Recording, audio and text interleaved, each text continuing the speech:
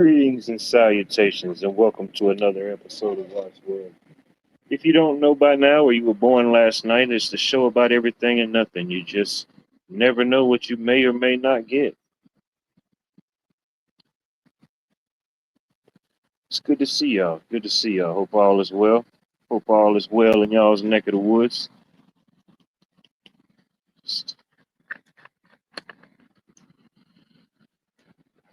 Enjoying this beautiful Thursday evening. Beautiful evening indeed. I think they're messing with the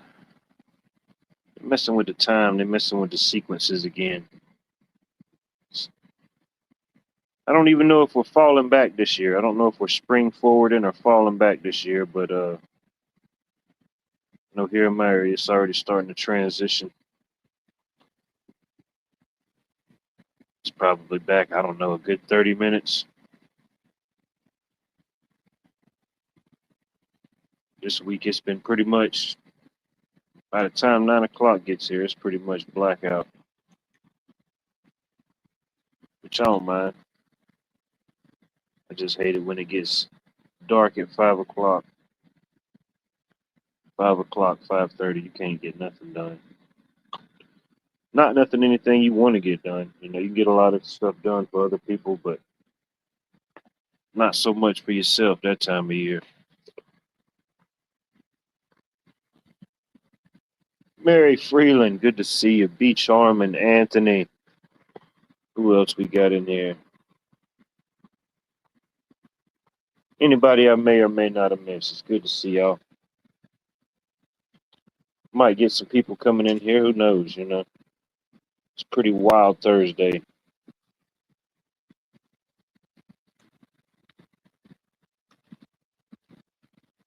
think I did a little bit too much time traveling this week. Yeah, till about right after lunch. For some reason, I was thinking it was Wednesday. My coworker was like, "Oh hell no, we ain't fixing to relive 2 Wednesdays." He said Wednesday was yesterday. I said, "Well, damn. I don't know what type of mental autism warp I went into." Definitely made me feel better about the rest of the day. I was like, hell yeah. I don't think I got the 24 hours back that I lost, but back on schedule.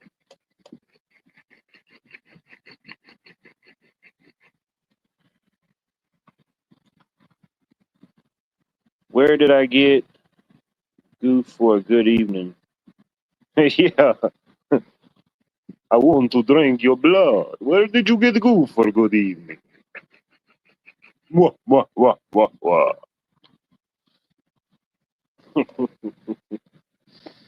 Oh man. No, I think I consumed enough garlic to keep the vampire subspecies away. Hopefully they didn't lie. Hopefully they aren't attracted to garlic, and I just consumed too much and it's going to be a problem.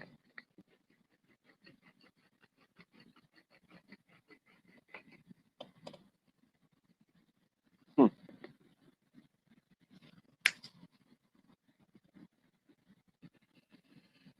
Oh, bear with me, ladies and gentlemen. Still trying to get my composure together. I think that'll do for now.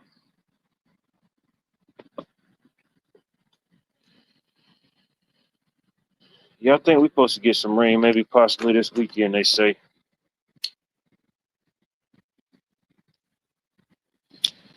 I know we definitely need it, which is as hot as it's been. They said I think they said it felt like we got up to like 110, 111 today. As hot as they say it was, it definitely could have been a lot worse. It was one of the rare times this time of the year that our humidity was that low.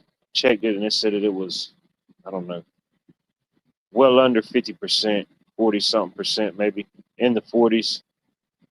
For this time of the year here, that's pretty low.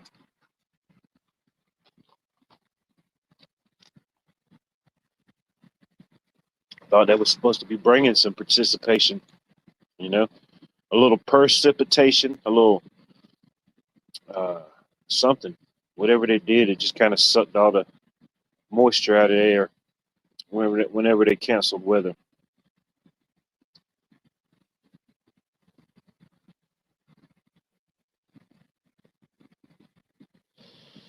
But overall, it wasn't a bad day. Got a bunch of things knocked out at work. Tried to close out this one house. Some houses we just, we can get in there, we can get out of there, ain't no problem. But this house it's been lingering for a little while. Customers wanting to change up things, things having to get added in, things having to get taken out. Uh, yeah, if it wasn't for the change orders and waiting on certain things, yeah, that project would have been closed out. But I don't know, about 98, 99% of the way done. Uh, we should have to go back one more time once they get in these new high speed vanity lights that they want to change out. We had the new ones up working fine, and it's like, nope, we'll pay y'all to change it out. We'll pay the difference, but we want to do something different. I was like, okay, as long as you got the pocketbook for it, we don't mind taking it up, putting it down, putting it right back up. Just as long as you know, if we putting it up and taking it down all these times, it's definitely not a free Randy. Definitely not a free Randy. That and then other delays, waiting on other trades to finish certain things, but we can get in there. But everything's good though. Everything's all the lights is in except for the few on back order. All the switches, all the devices are in. Everything's burning. Everything's working properly. Yeah, we get those. Well, tomorrow's Friday, so I doubt they'll have them in tomorrow. But maybe the first of the week, sometime next week, get the vanity lights in. We can go out there and get those put in. Everything's already labeled. Everything's already in where it needs to be. So it's just final few items to punch out, and then the homeowner can get the certificate of occupancy, where they can start moving in, getting everything situated and put in place.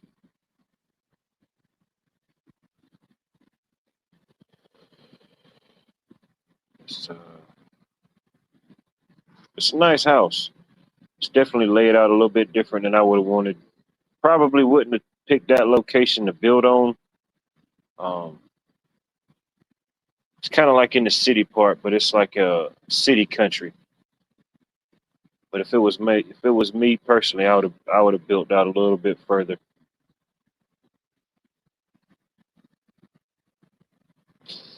But everybody's got their own flavor. They got their own flavor they like to savor.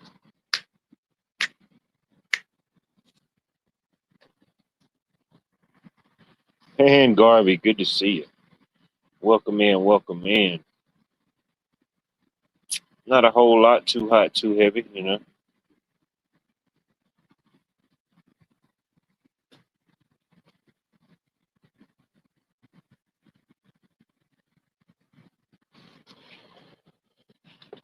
Yeah, I don't know what we got on the books tomorrow. It's Friday. Shouldn't be nothing too out of the ordinary, nothing too extra. We try not to book out or plan out too. Nothing too time consuming. Nothing that could really just open up a can of worms on a Friday. We try to plan that way, but sometimes some things are just unavoidable. It's like the more you try to avoid it, the more you just run into it right head on sometimes.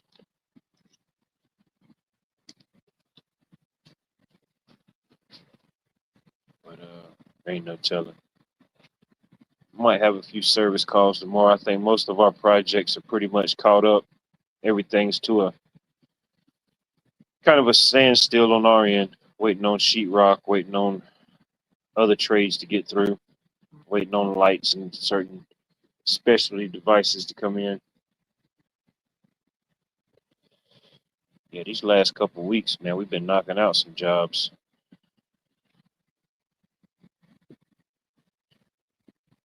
I don't always get a chance to record them all, or sometimes it just might be too just balls to the wall. As soon as you get in the morning, it's just wide open. But For anybody that's interested, anybody that finds it interesting, uh, try to put out as many as I can. We're gonna try to put out more different jobs, different projects.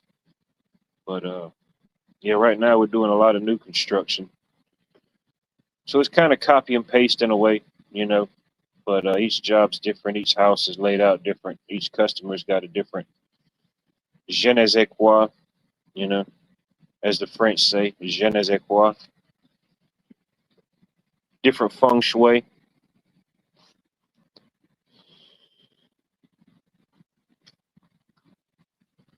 Some schmuck driving a truck going up our mountain here. Dump gas and oil for miles. Fire department out here trying to clean it up. What a mess. What an asshole, Cheryl. What an ass.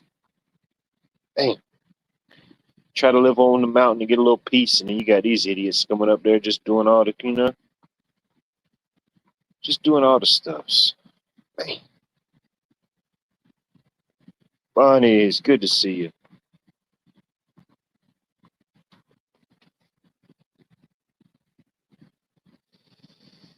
Yeah, it was something dealing with the traffic here today. When I was heading out this morning, they did like three commercials about it, three notifications on the radio. Do not go down do not go down Washington Road. I repeat, do not go down Washington Road. I don't even know what ended up happening.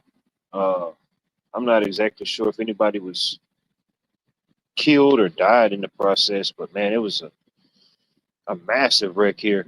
Washington Road here in Augusta, it's like one of the biggest, most active roads in the area. It's uh, it's also where they have the Masters golf tournament. So it's traffic all the time, but yeah, they had some type of wreck. Man, I don't know how many cars it ended up being. It was like 6 or 7 or 8 cars total. I don't know what happened. It sounds like a bunch of people was probably going way too fast. Somebody slipped up in the front, and then all of them was just tailgating and not paying no attention, and they didn't have time to react. Wasn't there, don't know all the facts, but just a little bit I seen of it. I was like, yeah, definitely some negligence at play.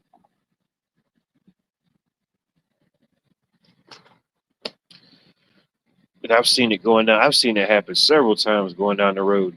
Barely missed it, and glad I avoided it myself. But sometimes uh, riding at work, or sometimes when I'm just out and about doing my own thing, driving, uh, yeah, look over to somebody. That happened.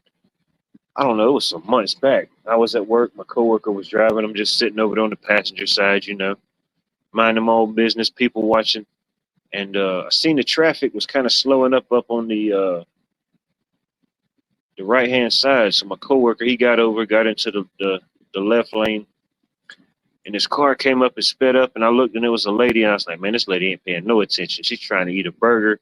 She's trying to text her baby daddy. She's trying to adjust the radio station. She's trying to put in her contacts. I was thinking to myself, man, this lady is doing way too much. Not even 2 minutes up the road, I just happened to glance because she's still over there. I'm thinking, man, how is this woman even still managing to do all this stuff? Boom. I couldn't even get the thought out of my head quick enough, and she done ran into the car right in front of her. Wasn't paying no attention. It wasn't bad, it wasn't like life threatening bad, but yeah, it was enough where both parties felt it. They definitely had to get out and acknowledge it. I'm thinking, man, you already done been brake checked like 10 times in the last 3 miles. You see everybody's just seizing up on the right hand side, and you could just continue to play the let's do 1,000 games while I'm driving game. Gotta love it.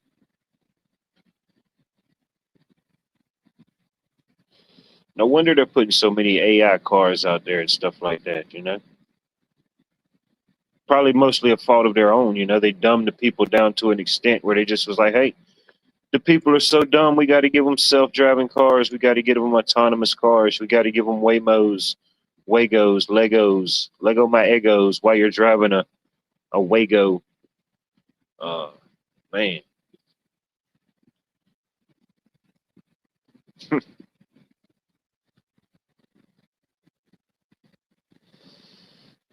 Well, like it didn't. Uh, I don't think it ended up turning into like a real big thing. It was. I mean, it's already a big thing enough. The hassle, the aggravation. But It was some city. I don't know. I don't know if it was Atlanta or somewhere else. Yeah, there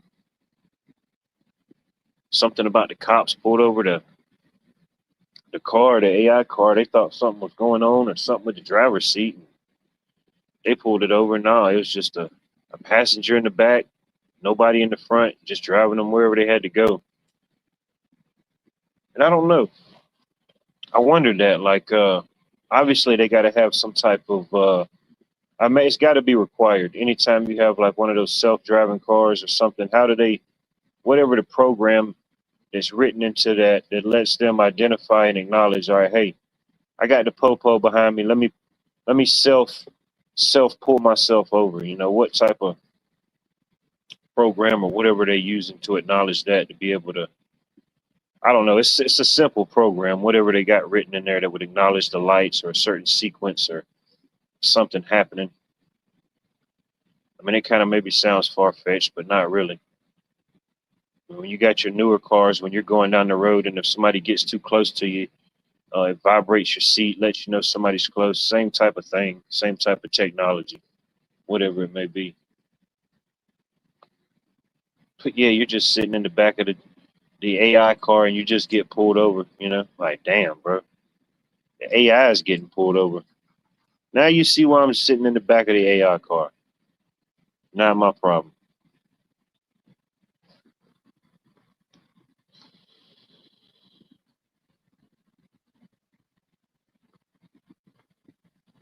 Oh, some people just don't pay no attention.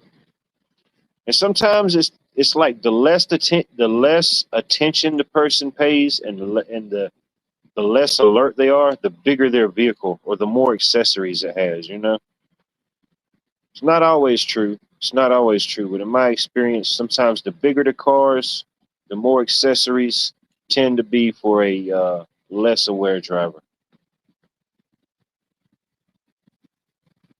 But not always the case though.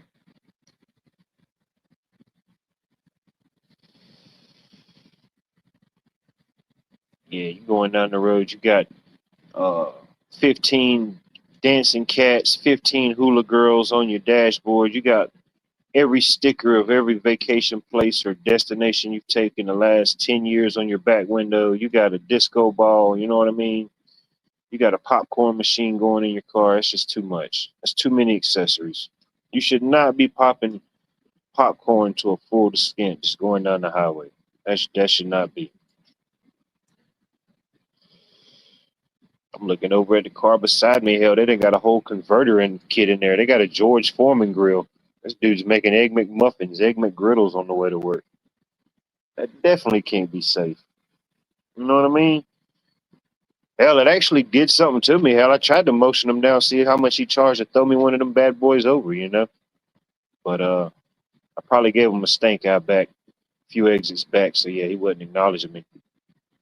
Yeah, I cracked my window a little bit and got a little bit of whiff of that George Foreman. Oh, hell yeah. This dude's got a whole delicatessen in his front seat. He ain't stopping this guy.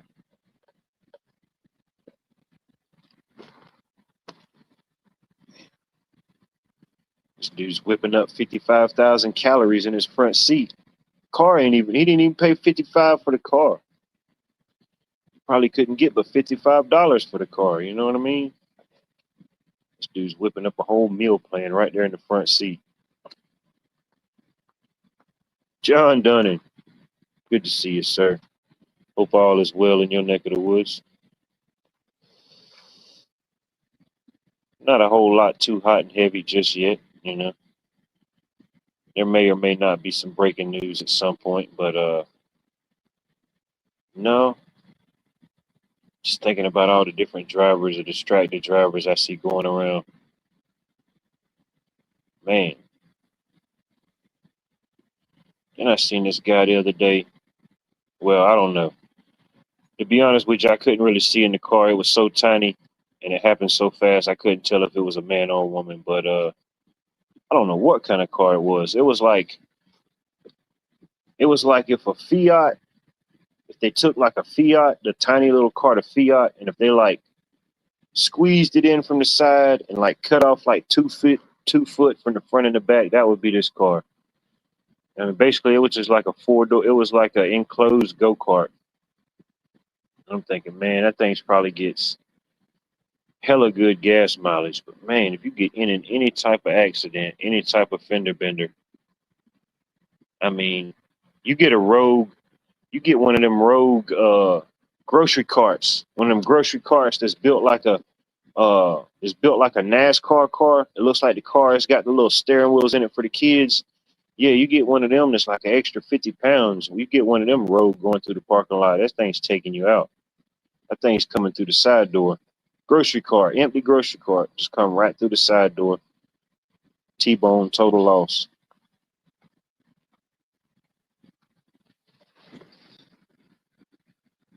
Yeah, dude. If I can literally jump over your vehicle, then it's too small for me to get in.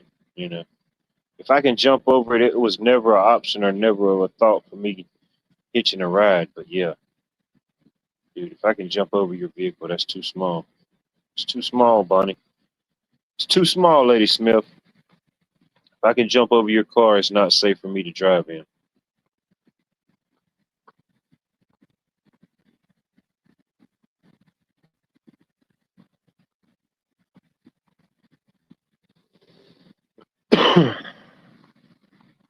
What we got here?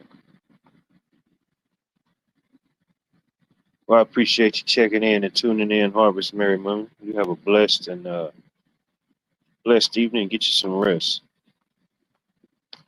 I know work, the work that I do mainly, or the work that I do, is for the most part, it's usually not physically demanding. But this time of the year, really the only thing uh, is the weather, the heat. No matter what you're doing, if you're in and out of it throughout the day, it definitely takes something out of you.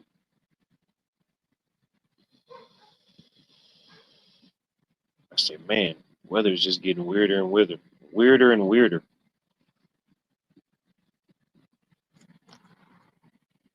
Here we are coming up to the end of August, and we're just now getting summer. Gotta love it. Gotta love it. Well, that's gonna really throw off everything. Yeah, we don't have to fall back. We don't have to fall back, and we get an extended summer.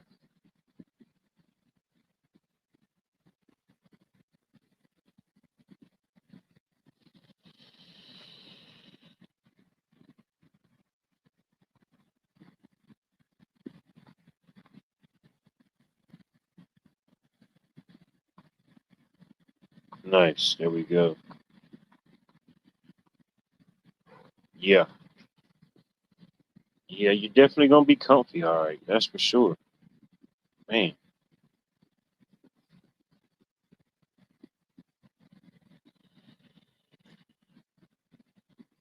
I know a buddy of mine. He's got a what's it like, one of those newer style Corvettes, and I don't know if all of them come that way, but his got a like a man. His seats are weird. They're kind of freak you out a little bit. It feels like the seat's coming alive. You sit in the seat, and it's got like these different panels that like kind of move around on your body and kind of conform to your body. Especially if like you're in your driver's seat, it's like a whole space cockpit over there. You know, it's a whole different world in there. I forget what you call those type of seats. But yeah, as soon as you sit in and you hit the button, yeah, it starts conforming and moving around your body. Start feeling like a Power Ranger in that thing. I rode with him and took it for a couple spins around the block, but that's about all I can handle. You know, can't handle more than 5 miles in that thing. It just feels funny with me sitting in it, and it just sits too low to the ground. Feels like if I take one good sneeze, I'm gonna be right below the car. You know, I'll blow out the bottom like Fred Flintstone.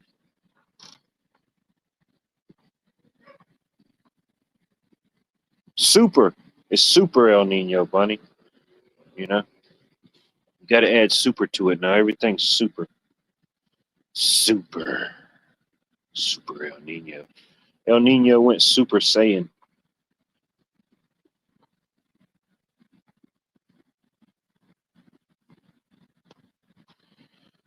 Oh, yeah, I could definitely see something like that happening. Like if you do any type of gardening or things like that, if you're any type of plants or whatever, usually vegetable plants or any type of plants you garden, when they get stressed out, uh, you know, you can tell it. Leaves fall off, leaves kind of wither up, they lose color. If they're stressed out or inconsistent water patterns or not getting enough water or too much water, you know, uh, everything has a kind of a way I think of balancing out ultimately if everything flows how it's supposed to flow to whatever cadence or to whatever rhythm that may be. But yeah, it wouldn't surprise me. Unfortunately, yeah, with the lack of rain, uh, the oversaturation or flooding in some areas that some people has experienced, yeah, I could definitely see that. And it don't matter what it is, if it's happening to any type of vegetation or any type of life system in that area, it's affecting everything. If it's happening to a oak tree or maple tree or whatever different type of trees, I mean, if it's affecting something that massive, everything below that's definitely getting affected.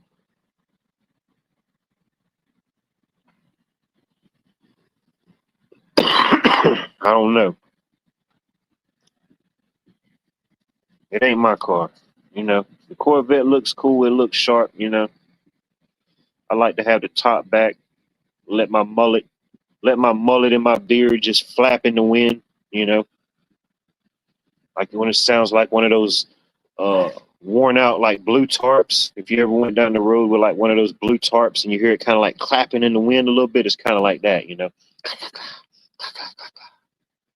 Little mullet clapping, a little beard just majestically flowing. But nah, I can't get comfortable in it. My buddy, he's got one, and I sat in it. And you think you could probably do it, but no, I already know how I am.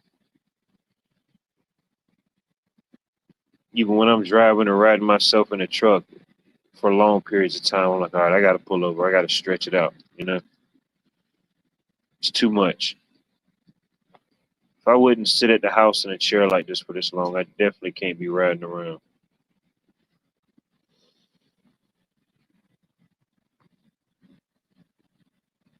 Yeah.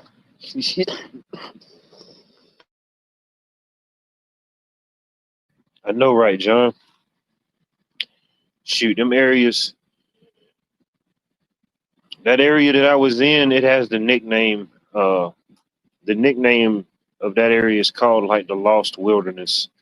Uh, some people know about it. A lot of people don't know about the different creeks and the different paths back in this particular area because uh,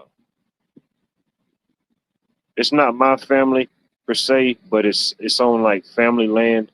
These people that own it, they own a bunch of land. So unless you're just wandering or something back there, nobody ever goes back there but them. But anyway, yeah, you some places you ain't getting back in there unless you got a side by side, a ATV, uh, dirt bike, something like that. Yeah, not unless you're walking. You're not driving a truck, or you damn sure ain't driving no car back there. I don't care who you are. Not unless you're driving Bumblebee. Not unless you're driving the Transformer Bumblebee in there. That's about the only way. But I like it.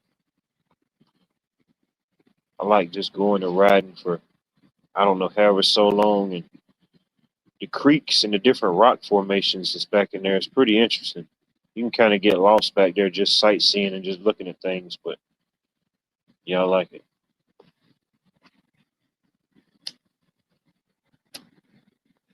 I like the fact that I can go to different places here, go there, and I can just ride for hours and hours. And unless it's somebody in the party or unless it's somebody in the facility, shoot, you ain't got to worry about nobody else. You're just doing your own thing.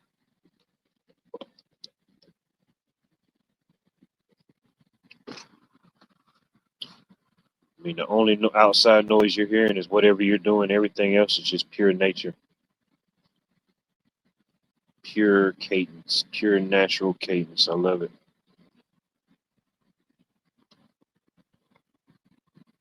Oh, yeah. There are different rock formations, are like Elberton and like Eatonton, Georgia, known for the granite stuff like that.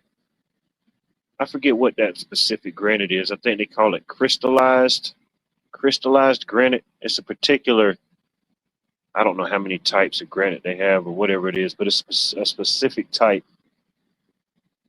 of, they say, and they do a lot of whatever they call it, granite harvesting. Uh, all around the area up in near North Georgia, especially where the Guidestones, where the Georgia Guidestones used to lay. That whole area is just riddled with uh, granite, different type of deposits like that. The actual granite that was used to build the Guidestones, all of that stuff came locally. The matter of fact, it was the Elberton Granite Society. They're the ones who did all of that. They do all type of stuff. What do you call them? Headstones, different markers, different things. I don't know to what degree or how much production they still do, if anything. But yeah, one time, yeah, they would. They handled a good bit of the stuff like that. They would ship pretty much anywhere in the world.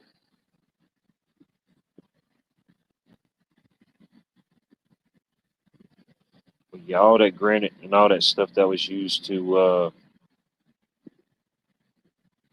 build up the Georgia Guidestones all came from locally. And I saw them. I saw the Georgia Guidestones twice. So I do know they existed. You know, maybe one day they'll Mandela affect us. You know, they'll Mandela affect us, and like, nope, the Georgia Guidestones weren't really real. That was just a online conspiracy. It was a story that generated in the country of Georgia about a Preolithic megalithic structure that was found in a cavernous dwelling. You know, they'll try to say it was clickbait. It was about the country of Georgia instead of the state of. But no, I saw it twice. I think the last time was, I don't know. It's been a while.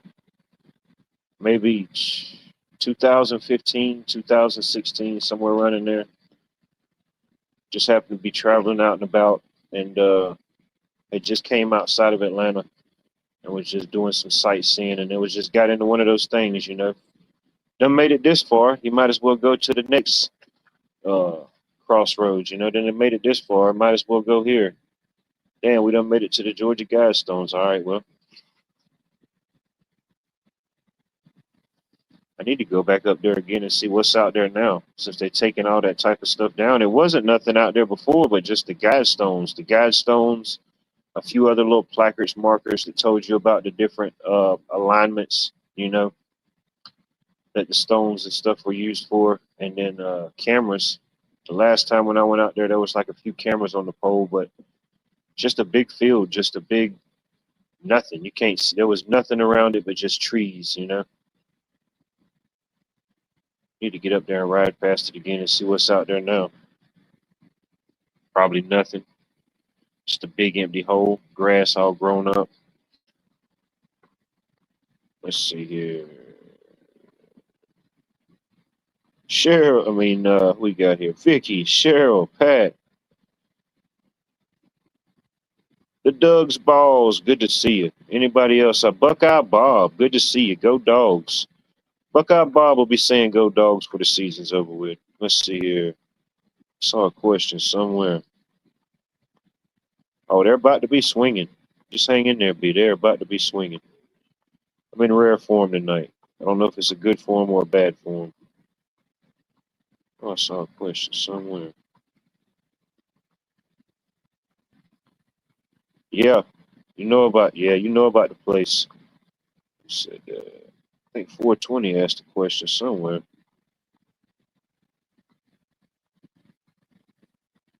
All right, yeah, I just had a full metaversal autistic moment.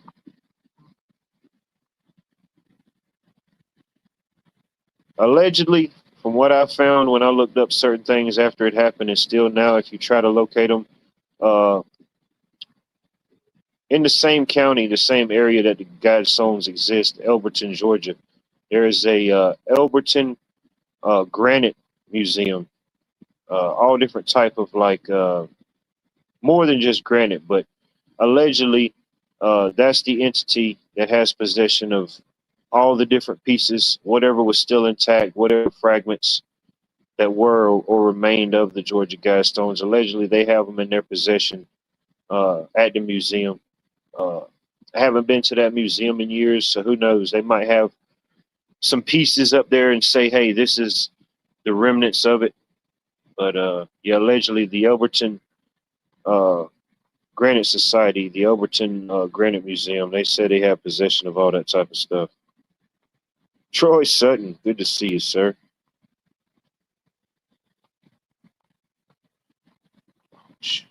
Might as well. They got a memorial for everything else, you know. You might as well.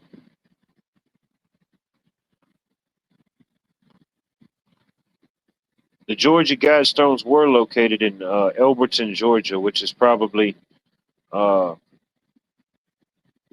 35 minutes uh, west of Atlanta.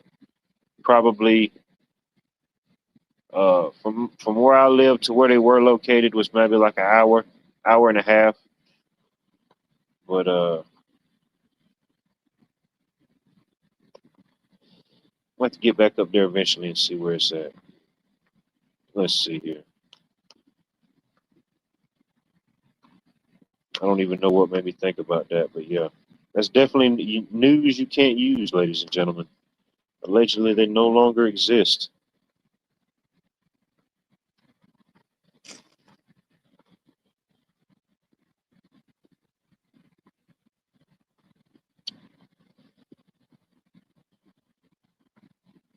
Yeah, yeah, it is. The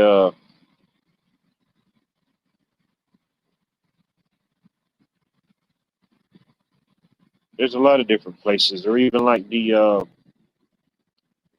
there's a bunch of different sites around Georgia, places like that. Uh, some places I've been to, some places I'd like to go back to. Most of them I haven't been to since, heck, it was before Helena came through. So it's about time soon to get back out and exploring some of those places again. I think most of them should be about contained, cleaned up, restored back to some whatever level they were before.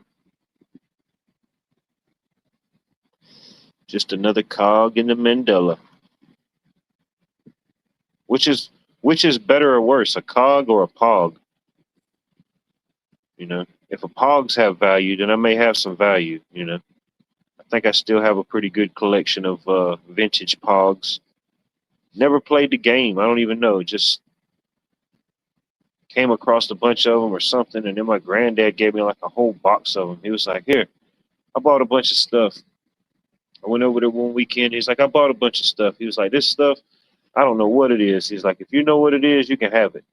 And it was just like this whole I can't remember what all was in the box. It was slam full, and it was just tons and tons of like Pogs, the game people used to play, or however you played it, Pogs.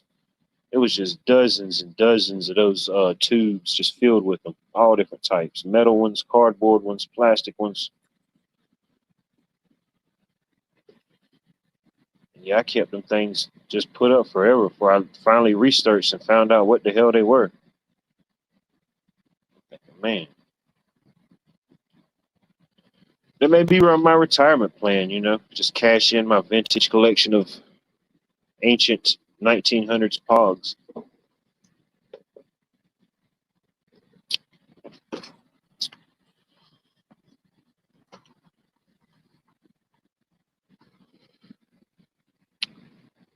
It is interesting. I've heard different stories, different stuff like that. I forget the guy's name right off the top of my head, but the guy that was ultimately commissioned and started or the brain behind Stone Mountain was also he had his hands heavily in the construction of Mount Rushmore in South Dakota, I believe. Yeah, the same architect or the same carver. He had his hands in both projects at different parts of the project, Stone Mountain and Mount Rushmore. But if you've never seen Stone Mountain, I've seen it shoot dozens of times. Been up there, different uh, festivities or festivals as a kid, as an adult. It's definitely a massive structure. I think it's what they say. It's the largest. Uh, I forget whatever record they say it has. The largest piece of I don't know, the largest granite structure or something like that. However, it's classified. Not even the carving, but just the stone mountain itself, the granite mountain. I forget exactly what they had it classified as, but yeah, Stone Mountain is pretty cool. Used to go up there to different Fourth of July fireworks shows, different concerts. They've always got something going on up there.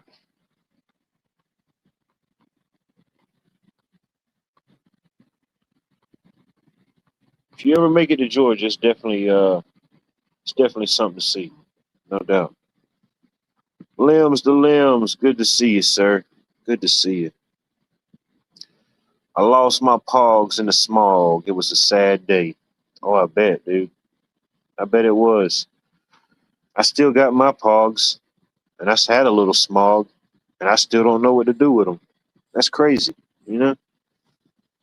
I may have the secrets of the world in my hands and don't even know it. Don't even know how to utilize the power properly. Like He-Man over here. Got the power, don't even know how to use it.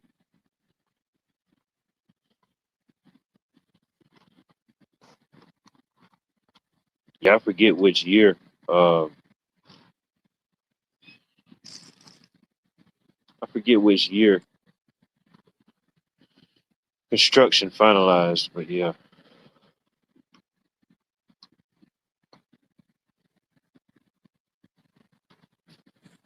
Shoot, you in the hotel? Oh man, you better watch out. You in there in the AC, the free HBO. You probably got the continental breakfast. Oh, I already know you, bro. You plotting on that intercontinental breakfast.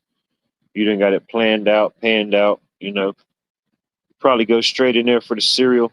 Get you a cereal banana. Probably work up to the waffle. Oh yeah, I can see you coming out of there, intercontinental, continental breakfast champion.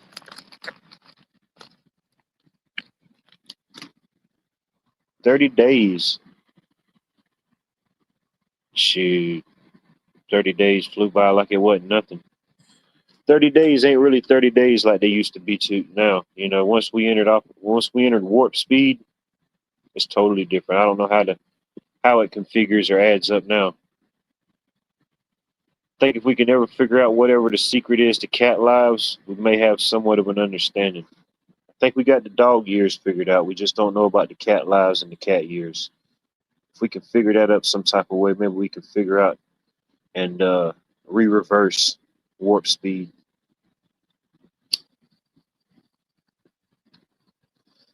Shoot.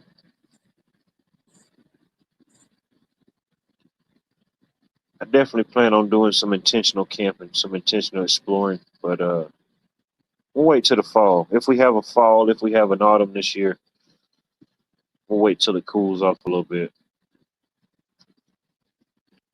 I guess that's the good thing about the South. Sometimes you go camping or doing those type of things in the fall, shit, it basically feels like spring, really. You know,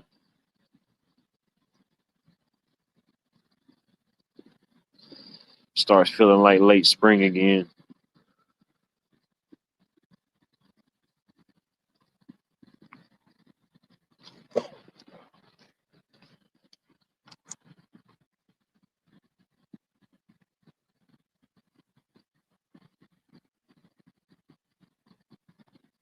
Going to go Lake Erie, Hollywood, South Carolina camping edition. There you go.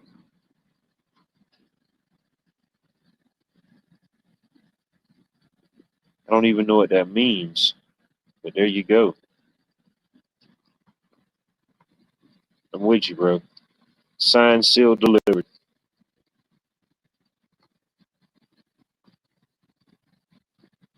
Yeah, I might be able to do something like that. Maybe I don't know. Next year, next year it might be cool enough for something that halfway resemble a flannel and a campfire.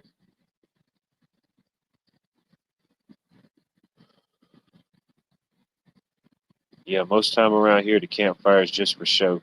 You know, just kind of look at it from way a distance back. You definitely don't need any heat off of it. It's all for show. Fall, yes. What is this fictional mythical season that you speak of? What is this fall? What is this cooling down of the weather you speak of? Silly mortal, I know not of these things you call fall.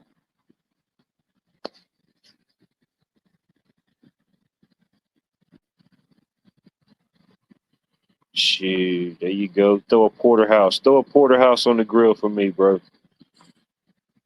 Throw a porterhouse on there. Medium rare. Medium rare. Three of my favorite things all combined into one. Velvet, honey, and a suckle. Good to see you, Velvet Honeysuckle. Hope all is well in your neck of the woods.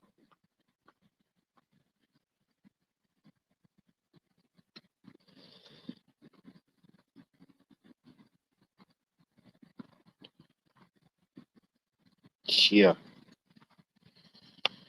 Yeah. Cooling down a little bit would be nice. I'm used to it though. I'd rather take the heat and the humidity over any type of snow and ice. That's for sure. Depending on your location, you're going to get the high or the low of one spectrum.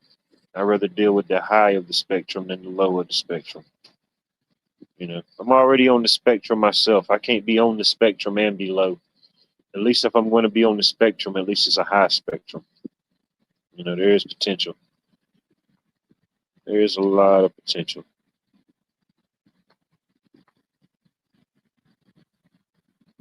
Shoot, we might could set something up that in the future. You know, yeah, there's a lot of nice state parks, different places around here, no doubt. I'm right on the Georgia South Carolina line, so I mean, yeah, any given direction, I can be in a pretty decent one in no time, and no doubt. Just don't expect me to be climbing no trees, limbs. You know, I'm not a tree climber. Even though some people say I'm built like a Sasquatch gorilla, you know, it's just not my body type. It looks like I could do it, but mentally, I just can't get myself there. You know, I'm a land lover. I'm a land dweller until I get to the beach. You know, then I go about knee high, and I run back before the sharks get me. There was an interesting story on Stone Mountain. It was three horsemen, and they had the fourth is in D.C. as the story of the four horsemen of the apocalypse. Yeah, yeah, it's funny you mentioned that. Yeah, I have heard that story about that. Yeah, uh, who knows? You know, just because something is presented as such to us, you know, doesn't necessarily mean that that's the full meaning or that's the full presentation or meaning behind things for sure. Yeah, especially something that massive, that detailed. You know, who knows what ultimately the purpose was? But yeah, I have heard that story about the three horsemen there and the fourth one in D.C. I forget where they said the location was. Uh, whatever documentary or something I was watching, they went into detail about it. But I forget specifically where it was at in reference. Might as well, you know, you might as well put that on Georgia. You know, they putting everything else on Georgia. You might as well. That's why Ray Charles felt the need to write a song about it. Georgia on my mind. Win, lose, or draw, you talk about them all, but Georgia is on your mind.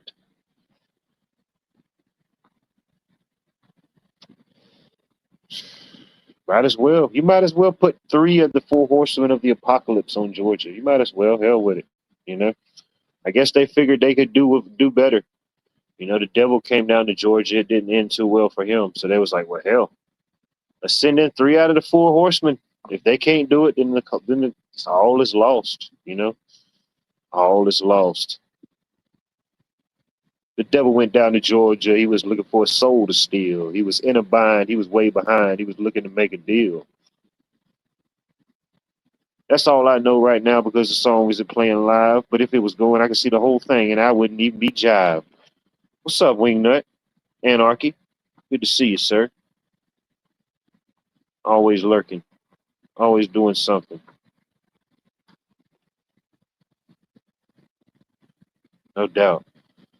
May have to do a collaboration with Wingnut, build up some type of fortified anti uh, variant communication chamber, keep out the signals of the four horsemen.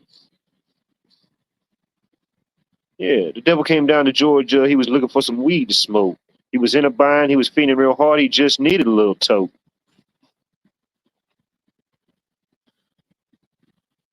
He called Watts Life and he was out and they said, call 420 Wild Dragon. He'll give you some of that Canadian bud, the best you'll ever seen.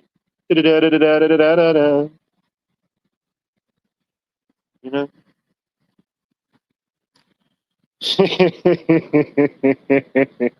Oh, man. It's pretty horrible. It's pretty horrible, ladies and gentlemen. I don't know. Who needs AI? Who needs an AI when you got stuff like this just churning and burning?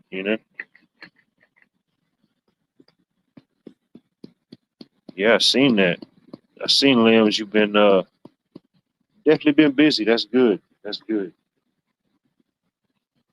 Maybe not so much busy, but definitely staying productive. It's always good. If the number one tree climber, the number one arborist in the state of South Carolina can't get no love, then what's going on here? It's, everything's getting redefined, repurposed, restructured. Why can't we just do a remix? Everybody else is remixing everything. We might as well be able to remix a little bit. If they even still do remixes. It's like at one time, like every other song had a remix. Some of them went way too far. Some of them will have like 3 and 4 remixes. Just too much. I like a good story in the music, but that's just too much. I like a good story in a song. At that point, if it's just, if it's that long, I just listen to an audiobook. I just switch over from music to the audiobook.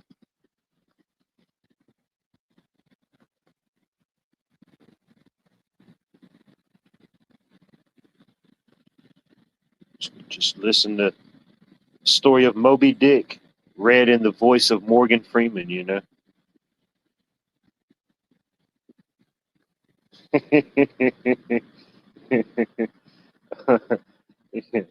It's got Morgan Freeman reading me the memoirs of Captain Ahab.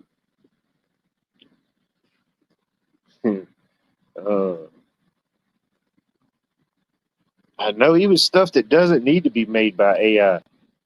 Like I got a fake book account and I'll scroll through fake books sometimes and I'll see like different advertisements and like or people will be advertising food and like the whole advertisement is AI. Even the food in the picture is AI. I'm like, if you're advertising food, I don't want to see an AI generated picture of food. You know what I'm saying? If you got an AI generated picture of you or the name, that's cool. But food wise, I want to see the real thing. I'm not coming up there to order a cartoon. I'm coming up there to order something edible. Yeah, I see those little type of ads or something, and I just scroll on by them. You know,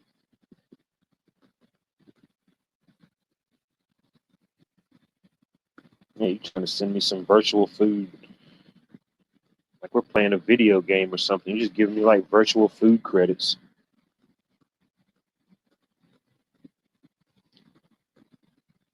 It's tricky.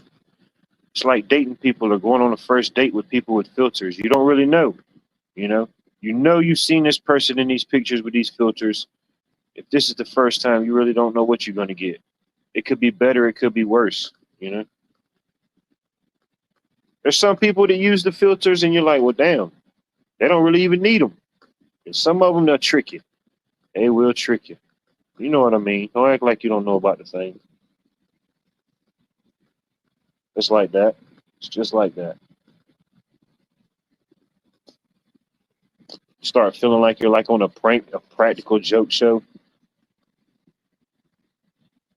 This person just seems to know everything that you've said, but you don't even recognize them. I'm like, all right, no, you might want to get out of here. I'm supposed to be expecting company anytime now, you know?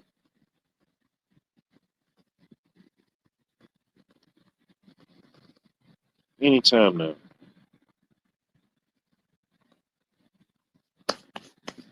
Yeah, they're just giving out AI burgers, you know?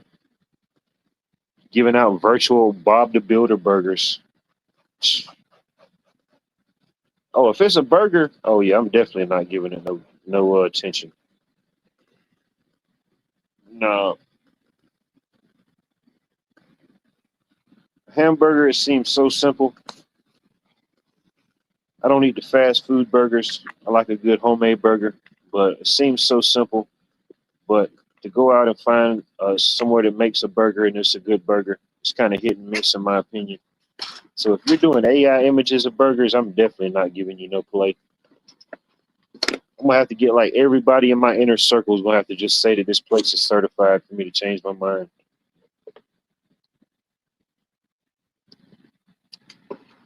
You heard of Five Guys? Well, they got 10 guys working back there, you know?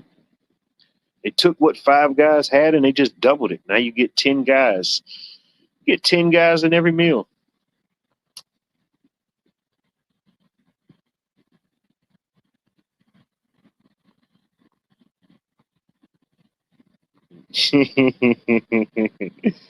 Yeah. Yeah, it tricks you. You're like, all right, now I do want the AI. Now, okay, now I changed my mind. Bring the AI back. It looked better than what they're really serving, you know?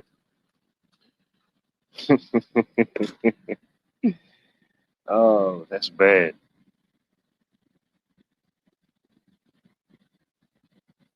Yeah, see? Somebody's got to do it. Somebody's got to do it. Unfortunately, it's usually somebody from Ohio. Somebody from Ohio or that favors or cheers for or roots for the state of Ohio. It's kind of split, really. It's 50-50. It's either like a Ohio man story or like a Florida man story. Alabama has still been creeping back in the mix. It's probably like 3-3-3-3, you know. It's the holy trinity of local man stories: Ohio, Alabama, and Florida.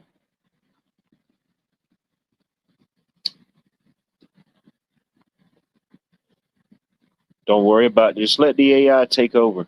Just let the AI take over. You know, let it take the wheel.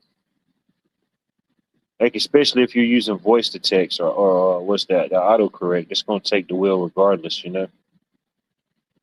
Some of that stuff ain't even on the same spectrum, not even nowhere near close to what you was trying to say.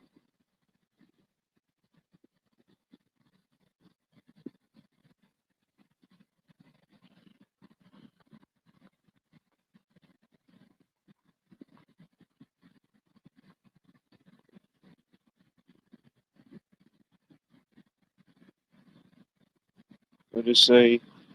I got the email from the YouTube and said they were gonna change the watch hours. How in the hell am I gonna get 10 million views in 90 days? Do a what do you call it? Do a live sleep stream. Do a live sleep stream from the state park, and I'm telling you, dude, you'll get stupid views. You know, dude, I've seen people just sleeping in bunk beds. You know, sleeping in bunk beds in a light. It's not even a room. It's just like the corner of like a dining room, dude. They're sleeping in a dining room on a set of bunk beds, live streaming it. You know, it's crazy. You got 1,000 people in there just watching somebody sleep. It's crazy. Hmm. Yeah, do a live sleep stream from the state park. Yeah, you'll break YouTube records, bro. They'll have to redefine. They'll have to redefine the rules just because you just showed them it could be done. You know, that may be the push and the stand we need, limbs. You may have to take one for the team and do a live sleep stream.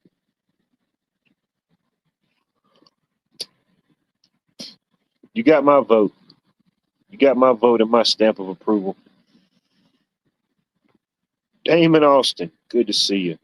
Hope all is well in your neck of the woods. Yeah, started off with like a live nunchuck exhibit. Do a couple maneuvers, a couple seminars, and just segue right into the live sleep stream.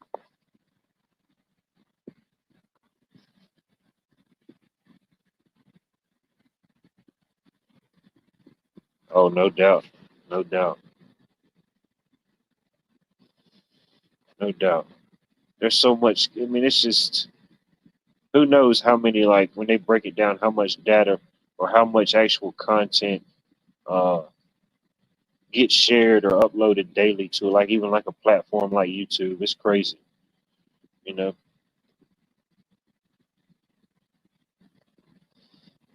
I mean, pretty almost every country in the world is uploading, downloading, inputting, outputting something at any given moment. Let's see here. That's true too. That is very true too. That is true. We got AI. We could AI them in there. You know, we could AI you a set limbs. We could AI and holographically produce a perfect set for you. Just let us know when you're ready. We got all the programs in sync and ready to go at any given moment.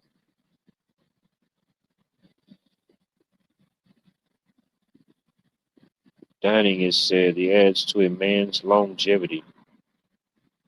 I'll take a little extra longevity. I'll take a little extra. They're dishing it out. See what I got to do.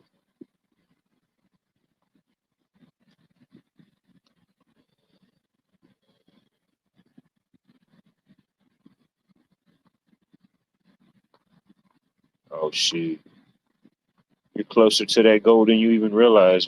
Just got to stay focused, keep putting in the work. It's one thing about it. You ain't scared to go out and get it. You ain't scared to put in the work. You just got to keep a positive and focused and disciplined mindset to go along with it. Shoot, literally, the sky's the limit. Hell, climbing them trees and taking down them trees you're doing is already halfway there. Yeah, we just well, like some of these people we do different jobs for, they're not really like, I don't know how many square foot a house has to be before it's like classified as like a tiny home or like a small home. I don't know if it's like less than 1,000 square feet or whatever. We've did a few jobs like that, and it don't take much. Your basic kitchen setup, bathroom. You don't even have to go full central heating and air. You can get you like a $500 uh, split unit and put up. You can get one of those units that's like, I don't know, for 500 to $1,000. That's got everything in it. They come pre-charged. All you have to do is have somebody that knows what they're doing electrically come, and an electrician can do it. You ain't got to call in a bunch of extra people. If he's knowledgeable about electrical, he could hook it all up, run you a dedicated line, set it up on the wall, and just depending on how big of an area you wanted to cool, be about how much you want to spend. But we did one not too long ago for a customer. I think he spent just a little bit over $500. It came with all the condensing coils, all the cables, and everything he needed. And yeah, it wasn't that much. I think his was like a 1200 or 1400 BTU or something like that. For the area he was trying to cool, it was plenty, plenty, plenty enough. It even had the little feature setting where it would do heat, which down here in the south in this area you wouldn't do the heating function that much, really. I guess just depending on how you are and how cold sensitive you were. But me personally, it's very rare I cut my heat on ever.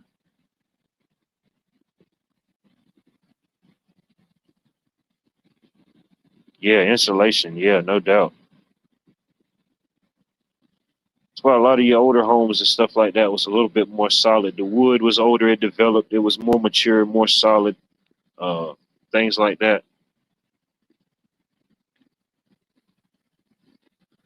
Especially a lot of the older homes we work on here in the area. It's when they were built to last. it definitely takes a little bit more to go through there, especially some of them that's got like the plaster walls.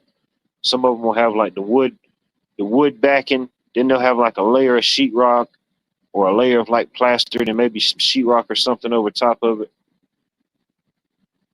Yeah, you ain't getting nothing through that stuff. Ain't no breeze coming through there.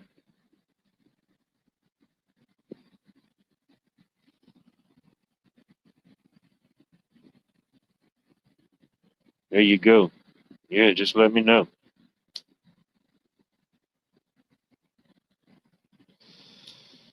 There's enough left of me by the time you get down here, no doubt.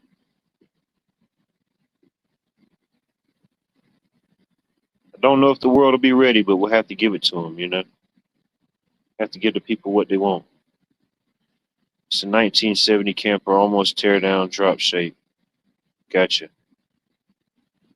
Yeah, I mean, as long as it's a good structure, heck, it's movable, operable, don't leak. Shit, everything else will fall into place. A heating unit, cooling unit, all that stuff can be added in, put in.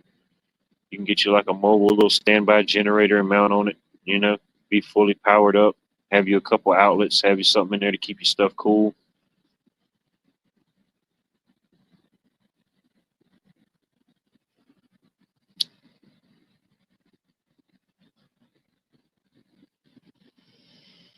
Yeah, no doubt.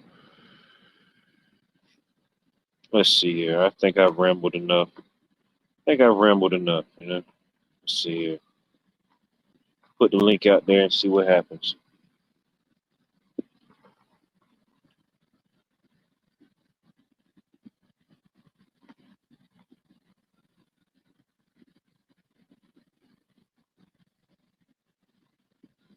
I got a buddy of mine. He does stuff like that specifically, like as far as electrical. Like I know he does RVs and stuff because he redid all his RVs with different batteries, different backups and stuff in it. But uh, one of his side things is he builds like food trucks and stuff like that, and he does a lot of that stuff himself. The plumbing, the different wiring, stuff like that. Some of the stuff he gets like different people to come in and sub out certain things. But yeah,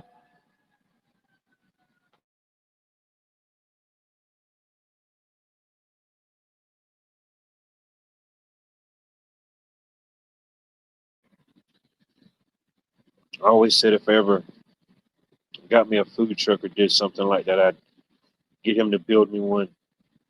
Give him some blueprints, give him some ideas. He's got a pretty creative mind. He knows how things work, how things set up.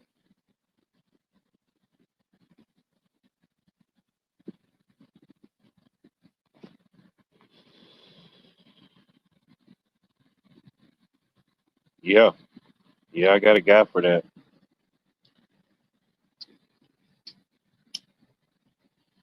I always said if I ever get me a food truck, I'm gonna let him build me one up. Just depending on what the customer wants. Sometimes the customer will come in there with a completely new unit and they just want it hooked up, or sometimes they'll do like a complete retrofit. Like he'll get like those certain like certain size like U-Haul trucks or like those old those little Debbie trucks, and he'll just kind of tear them out, retrofit them, rebuild them, kitchens, cookers, fryers, outlets, uh, hot water tanks, different things like that, whatever the customer needs.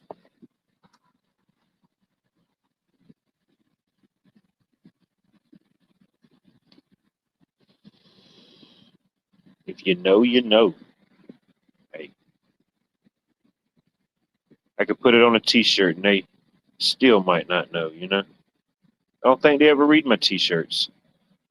I got a T-shirt for every saying. I don't think they ever paid no attention.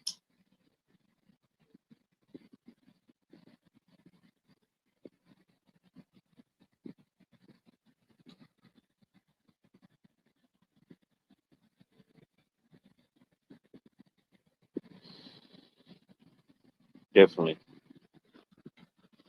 Yeah, whatever this is, a broadcast, a live, a metaversal holographic interface, a podcast, I don't know. It's a non-cast.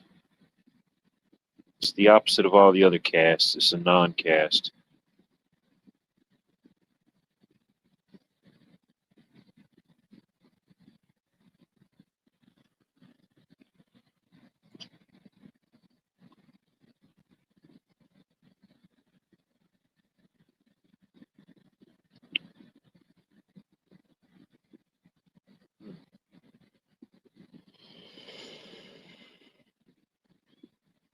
Man,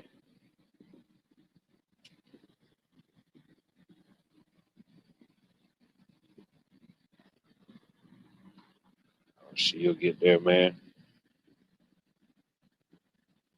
If all it takes is a little money, if all it takes is a little time, shoot.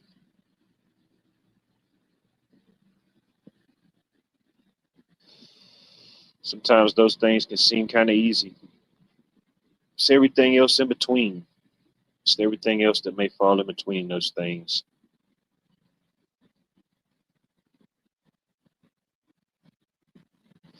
Just got to make the best of it, make the most out of the time we have, the time, whatever time you're given, whatever ability, whatever input, you just got to make the best of it. Don't hesitate. Don't think. Go with your gut. Don't waste no time. Make the best of every moment.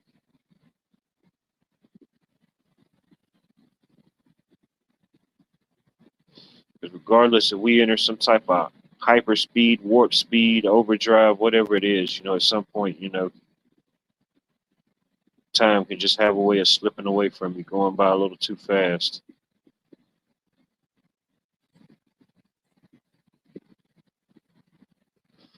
It's like those nostalgic videos, man. They get me every time. I don't know if it's like the video or it's like the music they're playing in the background. I ain't gonna lie, they get me. Like the 80s, 90s nostalgic videos or like the 90s, 2000 videos. Oh man, they get me every time.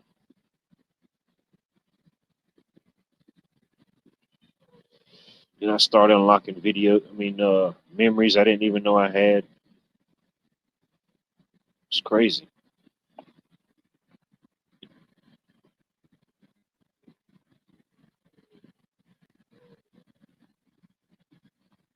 Yeah, definitely. Go rest up, man. Go rest up. You got to tackle a monster, behemoth.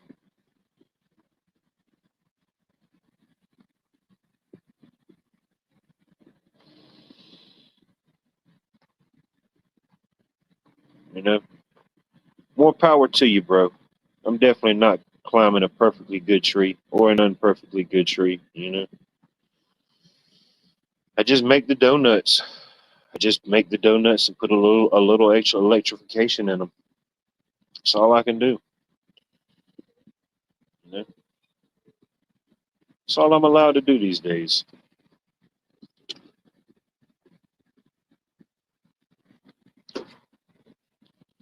Last time I went Super Saiyan, it didn't end too well. You know, there's a lot of pissed off people in South Georgia. Last time I went Super Saiyan,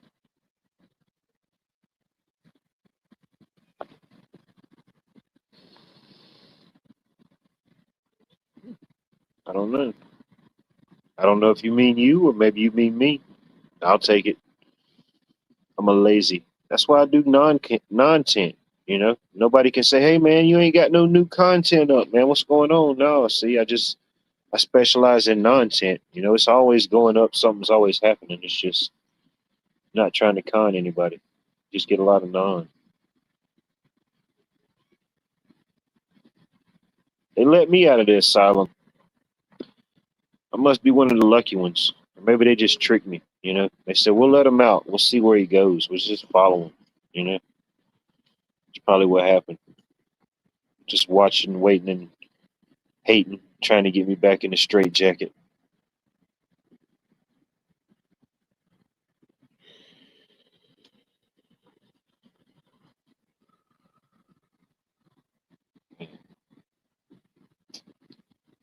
And then it was like the one project we just wrapped up. I posted a couple shorts of earlier. I could have swore I took a bunch of before pictures and like during pictures of that house. And I was going to do like a before and after video on different before and after on the different things, but I don't know. I could have swore I took a bunch of pictures, but evidently not. Every other picture and stuff is in there, but except for those. But these last few projects that we wired up, I made sure I got a bunch of before shots on them. If anybody's interested, just seeing like the progress and stuff on that goes on that.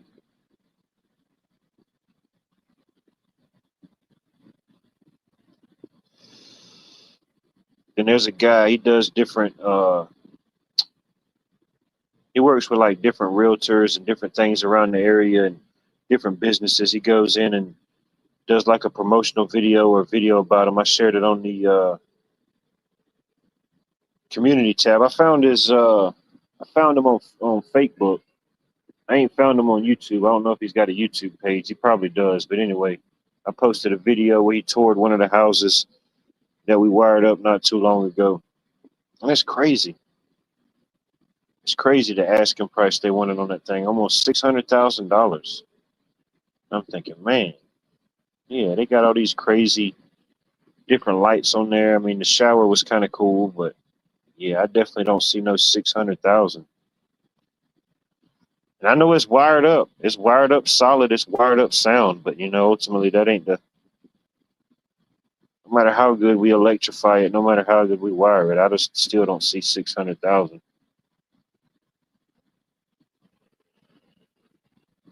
Jerry, good to see you, Jerry. Hope all is well.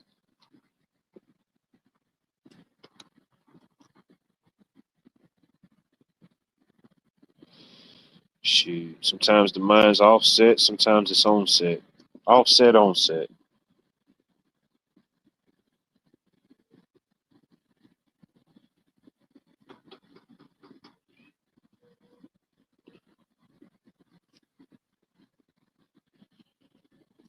Yeah, that's why I've been thinking more like getting me like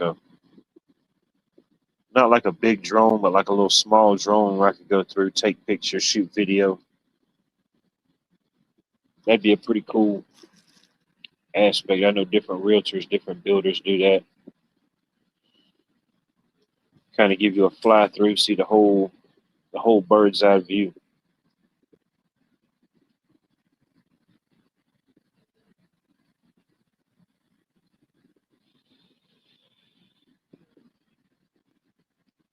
I could almost do the same thing, but not so much, not so much. I'd have to have a lot of ladders set up and a lot of tight confined places, and that just ain't happening.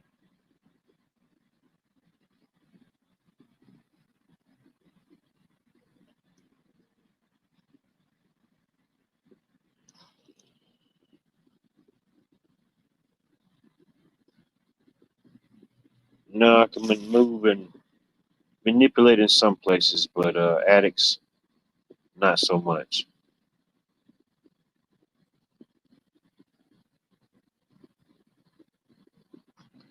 Knock on wood, I never fell through or did anything like that, but I worked with a few people, had a few coworkers that did it.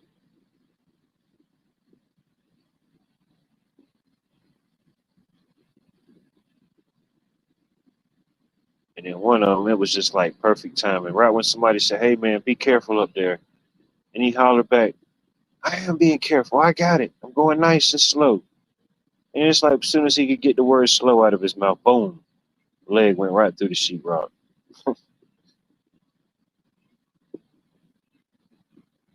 And one time, oh man, it was funny, but not so much for him. But it was funny to me. We was at this apartment complex, and we had a guy. It was the a 3-story apartment complex, and it was the third floor was having electrical issues, so we had to refeed the line to the other side of the apartment. So we had a guy up in the scuttle hole above the apartment that was feeding the wire in.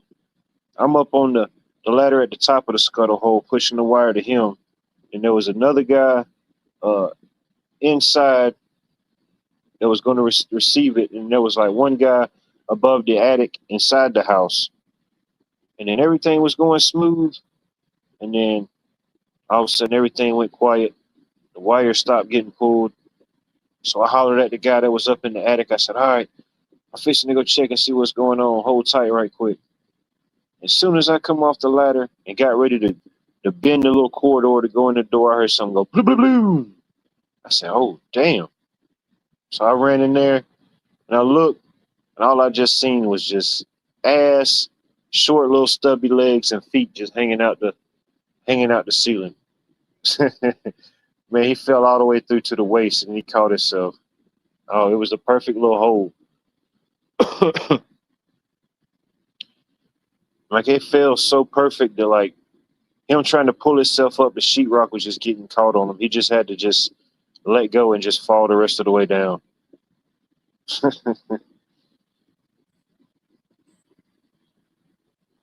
Yeah, it was funny because the dude that fell through the ceiling, he's built like Hank Hill's dad. If you ever seen the show Hank of the Hill, his dad didn't have no shins. He's already kind of built like that guy.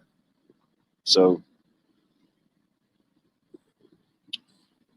I think his balance really wasn't quite all there to begin with.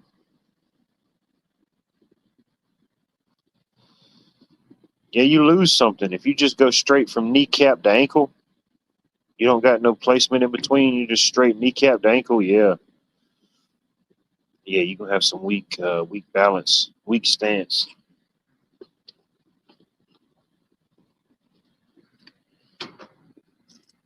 That's what he had, yeah. No shins. No shins, Bunny. Something that ran in his family. A lot of the men in the family didn't develop shins. They never produced them. Just went straight from ankle to knee. Nothing in between.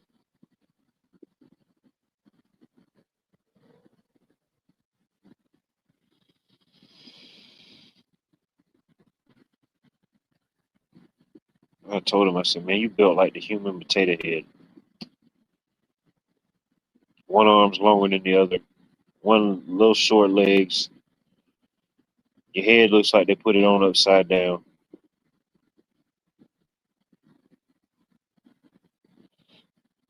I think it's just that Alabama in him, you know?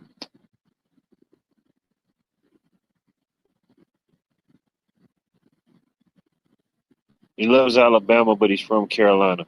So that just lets you know right there. That just lets you know the level of confusion is flowing through that cerebellum.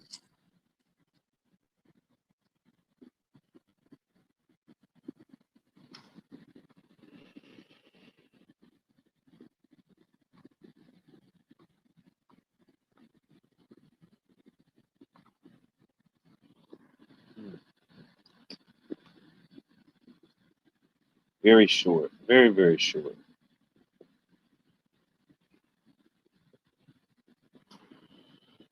Yeah. I'm 6'7". I'm the run of the family. You know, we got height on both sides of the family.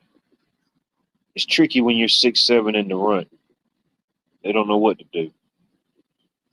They don't know what to do with you.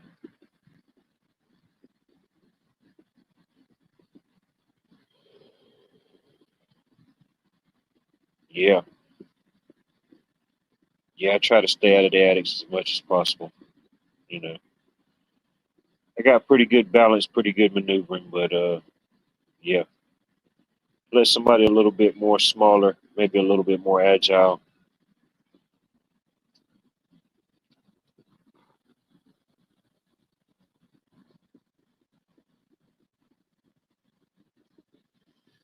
That's like the house we was wrapping up today. Oh man, I felt bad, man. Them guys in the attic, I know they were hot. They had the crew up in the they had the crew coming in and doing the blown insulation in the attic. Man, I know them guys was burning up. Shit, it was probably easily probably 130, probably 140 up there. But I don't know how long they had been doing it or how long it took them to do it.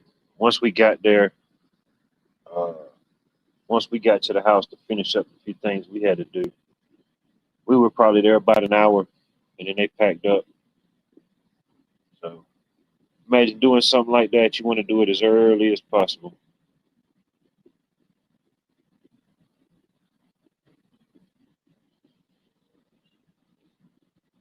Yeah, you come out of that attic 130, 140 degrees. Shoot, man, it feels like you don't walk into Antarctica.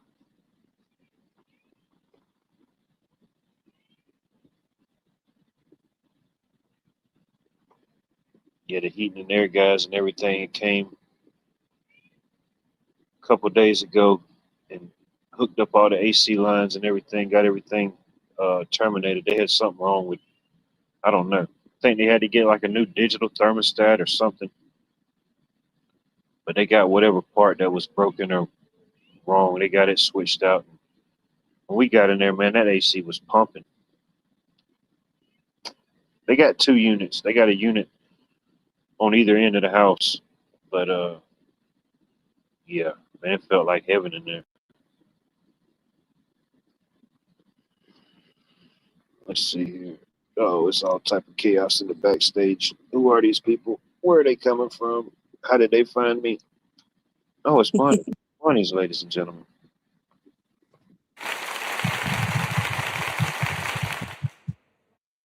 Where you kind of stand out. It's everything. It's everything and nothing. It's all happening at once, everywhere. It is. How you doing? Oh shit. On the positive side of spontaneous combustion, I reconfigured all that energy and figured out how to use it positively, so that way you don't spontaneously combust. You know. Right? It's good to Don't know. have to- Good to practice. They say it's making a comeback again. We don't want it. Did you ever hear about that? People just spontaneously combusting? Yes, and it just suddenly disappeared.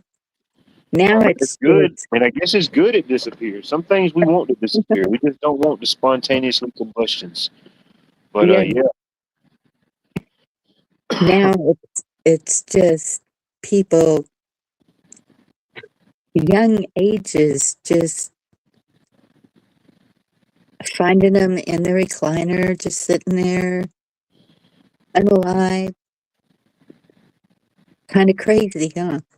yeah, too much QVC. Too much QVC and VH1. I don't know. Man,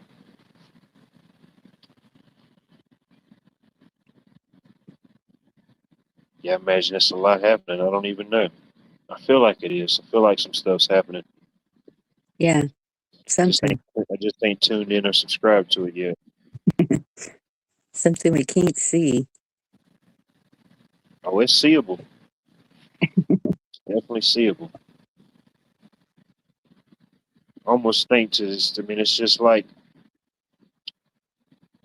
to certain degrees. There's different degrees of different X, or people say like X factors. We're like, all right, well, you know, what got us here, or what may be preventing something? And it's just sometimes it's just not one thing. It's like several X factors. But and what was the point I was fixing to make? I've lost my track of thought, Bonnie. Too many X factors got me. Oh, They got me. got hold. Can't let the Matrix pull you. They pulled me too hard. I got it. I lost focus for that 1 second. That's all it took. Um, I know the feeling. oh well, it might come back to me, maybe not.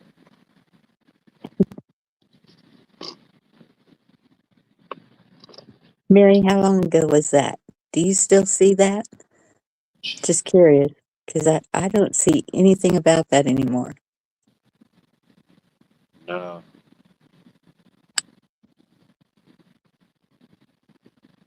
I don't know. It's been a while. It's I don't know. Never really looked into it up. It's just I heard about it like different things like that or stories about it as a kid. I'm thinking, man, that is wild. Just people just spontaneously combusting. What are they just getting so mad they just fuse out, or uh, They just explode into a big ball of confetti. They just reach too much enlightenment or so much joy, they just spontaneously combust like a giant glitter bomb. You know, I don't know. That's what I always wondered. What could possibly cause that? Yeah, definitely trying to stay away from that one, no doubt. Right? I know it was kind of scary. Like,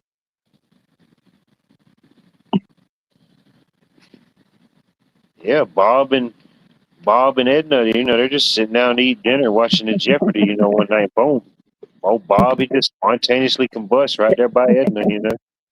It's just it's kind of funny, but and they that kind of would ran be, with it. Then it kind of came like a thing you'll see like in the what was it, those little magazines at the checkout, the yes, Inquirer, yes. like Um, two or three of them. They always had the crazy stuff. Like the yes. lost love child of Ronald Reagan is found, and come to find out they're really aliens from Venus. So it's like Ronald Reagan had made love to an alien from Venus, and now they done found his long lost love children, or uh, they got live video footage of the actual troll that lives under Brooklyn Bridge. Things like that. It was the craziest stories. I'm like, man, what the heck? I see that as a kid. I'm like, what are these adult comic books? You know, these adult comic books y'all are buying. Pretty much. Just I guess coming out. any decent story may have some level of truth. But I'm thinking, man, this is wild. I forget how many alien abductions or how many different flashes I used to see on them things as a kid. It was just, man, that's wild. Yep. Told my mom one day, I was like, we got to get one of these things so I can see what's happening. She's like, no, that's just I forget what she said. She was like, no. She's like, if it's something that serious, you really, or whatever she worded it. Of course she wouldn't have known it. I would have known, but however she said it. I don't think they would be putting that type of stuff in there. Could be, who Yeah. knows? Could be sometimes, but then sometimes they put certain things so much in plain sight. It's just so out in the open and so obvious that some people would just be like, no, it's too obvious. It wouldn't be that obvious, or they just completely overlook it because it is obvious. It doesn't even come into their vision or and in their sight. True.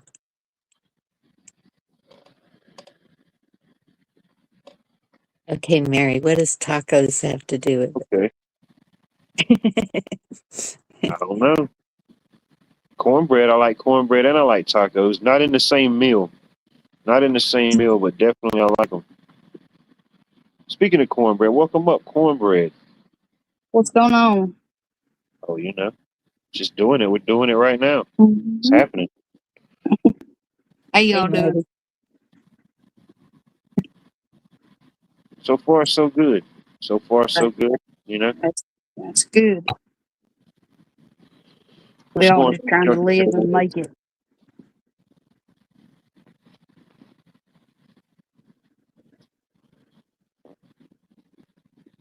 Good to see you, Muddy. Good to see you too, hon. Been a while. No doubt. I got flagged so many times on my username Muddy, saying that other people has claimed the name, and then I had to change it again. It's It's like, crazy. damn, why y'all gotta be so creative? Why is everybody so muddy? Yeah, why is everybody so muddy? What are y'all doing? What's everybody doing? Doing a lot Yeah, of festivities. also, what's the topic for tonight's what I wanted to ask. Oh, well, I do have a lot of different things that cross my mind at different times, but there's never no like set topic. Okay. It's just, kind of like how my autistic just brain may work, just wherever it may go. Mm-hmm. Somebody Well, brings up what's a y'all's topic. opinion on public schools, if that's okay to ask? Yeah. Funny you Since should ask school that. has started back.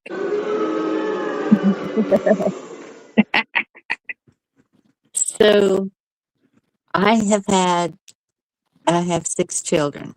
I've had bad experiences with public schools So my two youngest grandchildren, I thought I had my daughter talked into homeschooling, but she registered my granddaughter in the K through 12 online, and it really is kind of a neat setup. They the kids can see each other. They don't have to um they don't communicate with each other, but uh, anything anything that is that controlling is what I try to avoid. Yeah, I get you. I know I homeschool my kid, and today it just every year that my sister puts her kids in school, it confirms everything. The reason why I'm homeschooling mine. Today, my sister got a call that from the principal. Actually, it's from a teacher at first, said that her son was kicked in the balls. Oh no.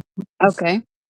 And then she got a call from the principal not even 2 hours later saying that another boy tried to stick their finger up the other boy's butt.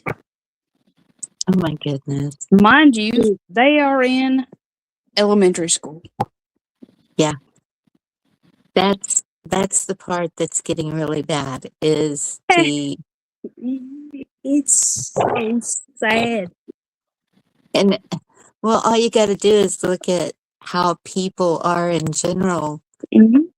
sometimes. It And starts out with your children are a great, pretty much a promotion flag on how you are. yes, If you let them children run loose in a park and they're beating other people and they're smacking animals and they're digging holes or whatever, you look back and it's the parent. It's not the child.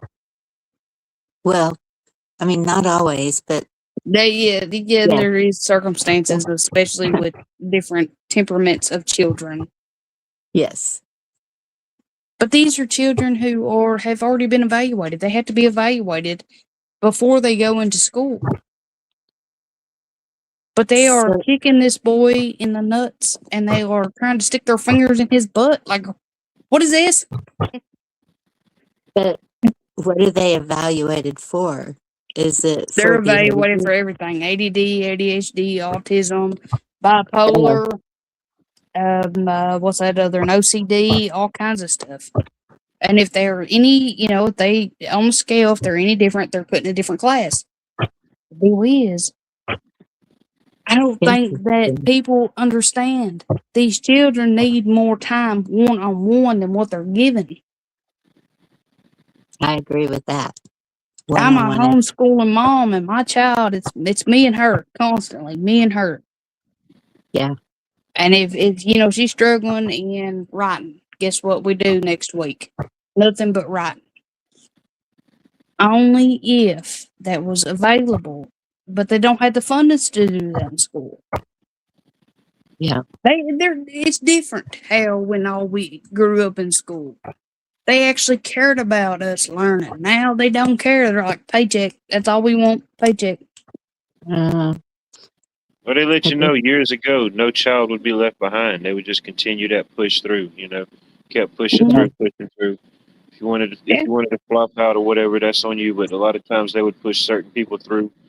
I mean, Mhm. you look at the reflection now. I mean, like, of course, different places is different. Everybody's got their own way of learning and stuff. But like when you see like different test scores or like overall test scores, even here from the state of Georgia, I look at different test scores, how they're different low, or like where certain competency levels or certain reading levels are. It's like, man, it's just it definitely didn't happen overnight. Yeah.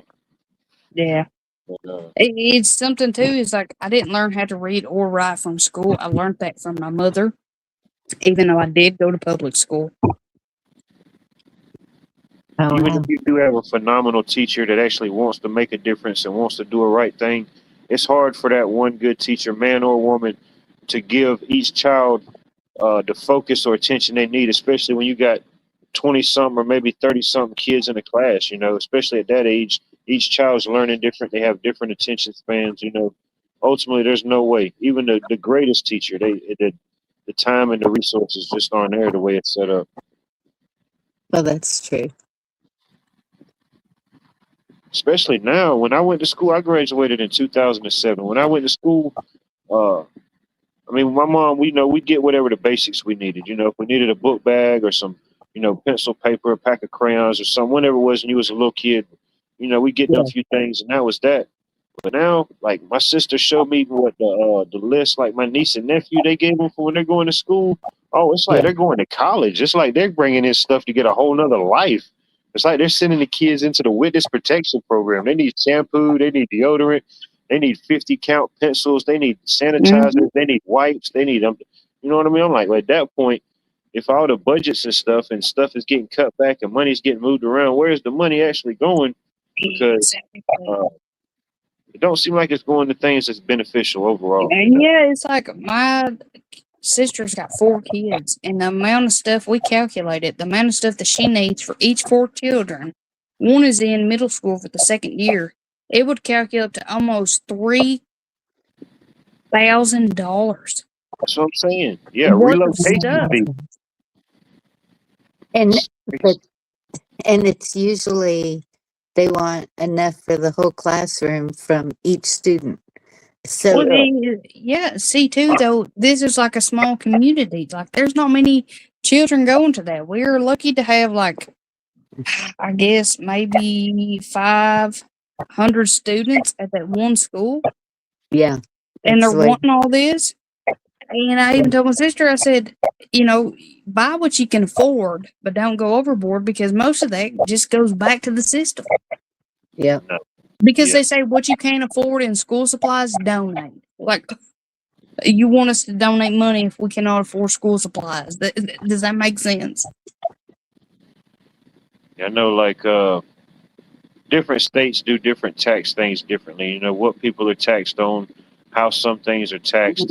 I know each year, right across the river in the state of South Carolina, right before school starts back, they have like a tax-free weekend. And in the state of South Carolina, they don't charge like an extra like local tax on like groceries or anything like that. So it's pretty much, I don't know what all it covers, but yeah, it's that extra little bit. And for whatever it's worth, I imagine people that, I don't have kids myself, so I don't look into the value or how much some things like that cost unless, my niece or nephew maybe needs something or whatever. But anyway, yeah, whatever value that brings. I mean, the prices definitely aren't the same. You're not really getting like a deal, but I guess if you can save something, it definitely helps out in the long run. Well, Yeah. I was thinking too, is like if you're going to take off this fundraiser for all this, supplies you need, for the ones who cannot afford it, let that be later down, in the year, and maybe Yeah. they can afford it. Because you're pulling straight out of the summer when people are paying for pools and vacation and all this other stuff. Why are you thinking that most parents can fork out $3,000 for 4 children's amount of school supplies? That's including clothes and backpacks and everything else. yeah, And where we're from, you're not even allowed to carry a backpack anymore because they're so scared of guns or bombs being in the backpacks. That's crazy. yeah, So children have to carry all this in their arms when they go to school, and when they come home, they have to carry it too, a binder plus everything else. yeah. Yeah, that's too much. It I go to really work does. sometimes and I see the kids out waiting for the bus stop at different places. And I'm thinking, man, the book bags is bigger than them. Man, what the heck do they got in them things? Mm-hmm. Yeah, Yeah, yeah. That's now I see where the 3,000 is going. That's what $3,000 looks like. Yeah, It doesn't make no sense to me because why does these children need name brand pencils and name brand crayons? I grew up on crayons called colored. That's what they was called. yeah, yeah. My mom used to make us crayons. She used to get like old candles and stuff and make them down into these little cylinders. And just call them candles. It was like my aunt used to make us Play-Doh with flour and water and food color. Yeah, just make these things. Now you got. That's why I am so glad I homeschool And if my daughter ever said, I want to go to public school, I'm just going, at one time, I would have said, yeah. Now I'm going to say, hell no. Yeah. Why would you And want to go there? they can get socializing in other ways. They don't need to be in Yeah, it's school like for that. she socialized. She has tons of cousins. I am an aunt of 14 little kids running around. Yes, there you go. There's so many of them, and plus the neighbors' children and grandkids and everybody running around. And then even the doctor. I go to her doctor's appointments, and they don't even care about her health. They're like, "Is she socializing? Is she making friends?" I'm like, "Wait a minute. This is supposed to be about her health, not about her socializing."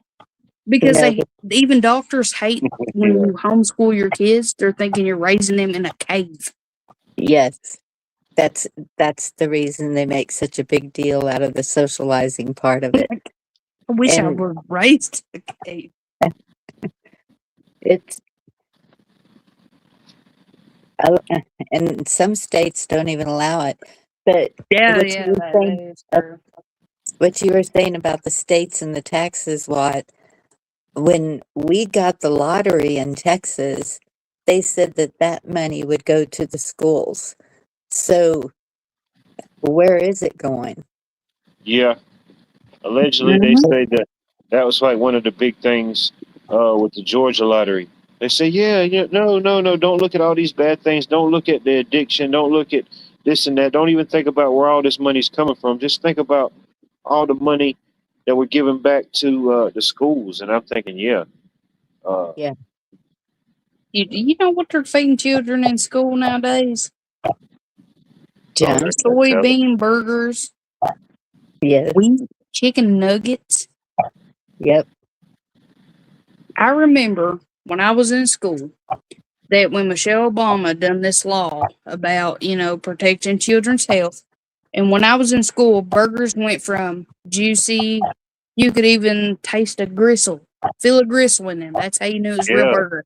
can't, To the can't get point it that, a Juicy Lucy no more in school. yeah, it was soybean burgers. Yeah, I Well, we used to 12. have real cooks. There would Mm-hmm. be like at least 4 staff, and our school was about like that, 500 people. That's elementary to senior. I And graduated right before it changed. We had pretty decent lunches for the most part. yeah, and my cousin was working in the cafeteria, and I went to see her, and I was shocked at what they were serving the kids. I was like, man, things have really changed here. It has. When I was in elementary school, we had soup, beans, fried potatoes, cornbread, and a vegetable and a fruit every time, like within the week, and everybody was happy because it fills up and it was good food. And then next thing you know, after we got out of elementary into middle school, it was chicken enchiladas, it was cheesy nachos, it was all good stuff. And then high school hit, and in the middle of high school, that's when Michelle Obama did her thing. Yeah. The bread wasn't even bread. The milk, there was no whole milk. It was all silk milk, is what it was called. Silk. You poured it out of the carton, and it was literally like how, what they call it, like Jello. It came Ew. out in chunks, and they expected us to drink it. It's called silk milk. Yeah, I like the feel of silk against my skin, but I don't really want silk in my stomach. You know? Now, No. and they expected us to eat soybean burgers, soybean bread, soybean everything, and be okay. Yeah. And then they had to give us a second breakfast. Of course, we're grown teenagers, so our second breakfast, you know what we got? Orange juice and wheat chocolate donuts. I remember my favorite lunch day was fried chicken day because it don't matter where you was at in school, you could just smell the fried poultry flesh just permeating through all the hallways. And it I was wish like I got that the lucky. running of the bulls. Because when I was in high school, they broke us up. It was 3 different lunches: first lunch, second lunch, and third lunch. And like halfway through the year, it would switch up. They put you on a different one. So yeah, if you were on first lunch, it was like the running of the bulls. You just either had to get in line, push them back, or just start. Man, Mhm. Yeah. Well, see, too, it's you guys had the chicken. We never ever had real chicken, but what we did have that raw, it would tangle your senses when you smelled it was breakfast pizza. Shout out to the lunch ladies when soup was stirred with spoons and their upper chest. Those school Yeah. pizza. My Yeah. aunt was a lunch lady, and she's the one Oh that yeah. served us in elementary school, and she served it with her whole heart. And when stuff started getting cut out, she quit. She said they are not feeding children the nutrients they need. No. And And she that's quit, the and she was a thing. lunch lady for 30 years. That's the thing. So you were talking about how some people can't afford the school supplies. I would say the majority of people now cannot afford those school supplies. And it's the same thing with the lunches. A lot of kids, that's the only cooked meal they're going to get. So, Exactly, and it's only the only meal they eat today. So why in the hell would you want to feed them a Y'all have to soybean pay burger? in y'all's area with the school. Do y'all have to pay extra for lunches, or is that something Yes. that's already taken care of? They no, it's, did pass a law this year in my state, no, I'm gonna say my county, can't say state, that all school lunches are now free. oh wow. You can I ask don't, extra for everything, and it's all free.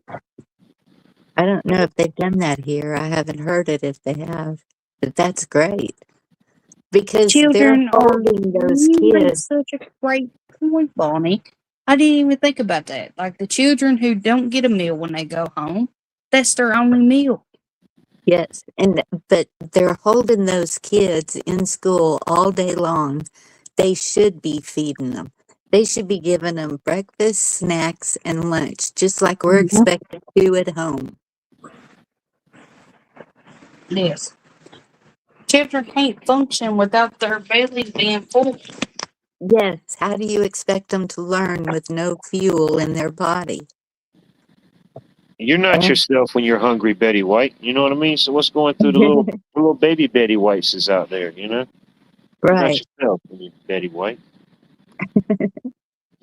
Oh yeah, no. I'll just ask because, of course, it's been almost 20 years since I graduated high school. But when I was in school, we never had to pay. Like some kids go to school and then when you go in there, you pay right then or however it worked. But no, we never had to pay for anything. They gave us breakfast and they gave us lunch, and uh, sometimes if you'd ask for something extra, they throw it in there. But then once we got into high school, if you wanted like extra things, you could pay for it. But the overall lunch was still free. The county that I went to school in, that's just how it was. I mean, ultimately, it was probably picked up through some local tax or something. But yeah, the kids didn't have to go to school and pay anything extra. The lunches was already there, the breakfast, and then when I was coming up in like elementary school and middle school, it changed up in high school. It was still good food, but like in elementary school and middle school, when we go in class in a homeroom, the teacher, she would have a sheet and she would read off what was for lunch that day. She would read off the regular menu, and then they always had like a salad, like I don't know, chicken salad, tuna salad, or some type of salad option. And they Yeah. would read it off, and then she was like, "How many of y'all want the fried chicken for today?" And then we'd all raise our hand, and she'd take a count. And then, how many of y'all want the tuna salad? And she'd get that count and turn it in.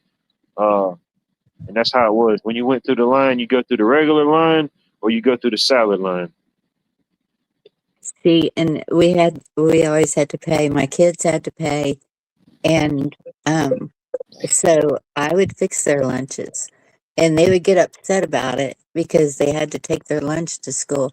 But only the rich kids got the lunches because then they started if you made a certain income, they would give you free or reduced lunches. But It's crazy. by then I had already changed schools, and the school that I sent the girls to for high school, they had a huge garden in the back that the kids grew, and a lot of vegetarians. It was a hippie school, and so they would grow a lot of the food. They would make pizzas out of it and whatever. Fresh out of Yeah. the garden. I mean, to me, it's just crazy that how much lunch has changed and, breakfast. Like, we had to have a second breakfast because teenagers was not full, which means they wasn't functioning properly during class, that they had to pass a law to offer second breakfast. Yep. And it was wheat donuts with orange juice in the little tiny miniature cartons. And I told everybody, I said, you know what, my friends, I'm going to bring y'all some deer jerky every morning. We're going to have deer jerky. I'm going to have a big old glass of water. And we are going to make it through this without the wheat donuts and orange juice. Because what they was offering was for breakfast was soybean sausage Yep. Nice. on a wheat biscuit. Like, who wants to eat that? Yeah, I don't even know what that means. I never even Googled that. It's literally soybean made sausage on a wheat biscuit. I didn't even think you can make biscuits out of wheat. My imagination can't even imagine that. Well, But I know, And they like, expected us to eat that in an apple and to be full for 4.5 hours. if you rode the school bus, you didn't get there in time for breakfast anyway. No, you didn't. I rode school bus my whole life. Hold on, I gotta holler at my dog. That little turd won't quit barking. He ain't little, but he won't quit barking. I'll be back. shoot, I made it a point to get through there. You know what I mean? Yeah. Then, then I got the hookup when I was in high school. I got to the point where I done achieved all my credits. I just needed like some classes just for filler because I had to be there for whatever reason. But anyway, I said, Yeah. well, I'll take early childhood education. I said, well, it'll be nothing but women in the class. It'll be beautiful. Won't we have a lot of distractions? You know what I mean? It'll be great. So me and A my whole buddy lot of Kevin, distractions. we were both in the same situation. We just needed some filler classes, and early childhood education was a 2-hour class. So we was like, we'll both sign up for it. We laughed. We was like, well, we might get in it, we might not. Well, we both ended up getting picked to be in the class, and we both ended up being in the same class. So we were the only two dudes that took the class that year, and we were both in the same class. But yeah, we had to. There were kids there, pretty much like pre-K level, and it just depended on what time of the day your class was at that class, what involvement. The morning class, you're doing the whole intake, bringing the kids in, things like that. The middle of the day class, you're doing the lunch, you're taking them to lunch, doing those type of things. The end of the day, you're kind of doing different activities, winding them down, getting ready for the parents to come pick them up. But me and Kevin, that was our job when we had to like after lunch. We had the after lunch class, so we was in charge like going to the lunchroom. They had these the Otis Spuckermeyer cookies. I think that's how you say them, Otis Spuckermeyer. They had those cookies and they would bake them. I guess they had the dough or however they did it, and they baked them in the lunchroom. So they would give us like cookies and like apples and different fruits and juices or whatever to take back to the kids. And man, they would give us like handfuls. Whatever cookies were left, they'd load us up with the cookies. Oh man, we had our own little personal stash going on. It was a beautiful thing. We had a monopoly on the cookies, Bunny. Yolanda, good to see you. Yolanda, And- good to see you. But I can imagine. I bet you had those lunch ladies wrapped around your finger. Oh, Bunny, I got the hooker. I miss them ladies, Bunny. They was like, yeah, all of them was, yeah, they were all golden gooses. They were all, yeah, they were beautiful. I can picture it because you were a big boy, and they were like, Oh yeah, go in there and get an extra afternoon lunch.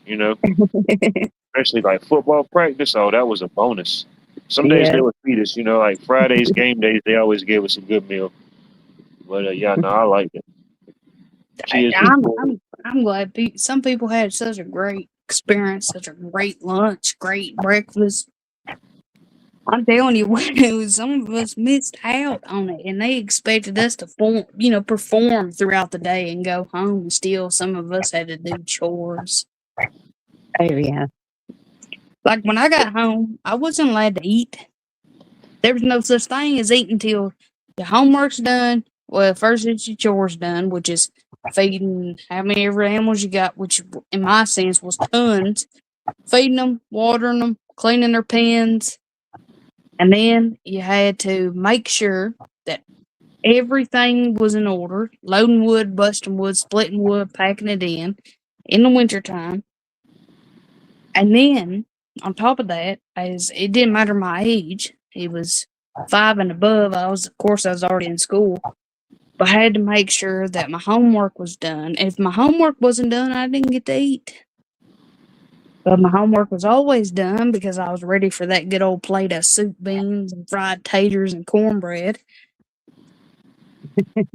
Yeah. But knowing that right there, like after a certain age, knowing that was what I had for dinner, and then go to school and eat wheat donuts, and they expected us to go full-fledged throughout the. How do they expect these kids to function all day Yeah. on that? How did they expect? I live in a place now, even my niece, she's 12 years old, she said, they give us everything is wheat and it has no flavor. They put chocolate on it. The chocolate is pure cocoa, no sugar, no nothing, no nothing. And expect these children to function throughout the entire day, getting up at 4 to 5 a.m. and come home, and if they're like me, have to do chores. Of course, many kids in my area, you come home, you got to do chores. You live in a farming area, that's how it is. Yeah. But how do they expect them to function like that?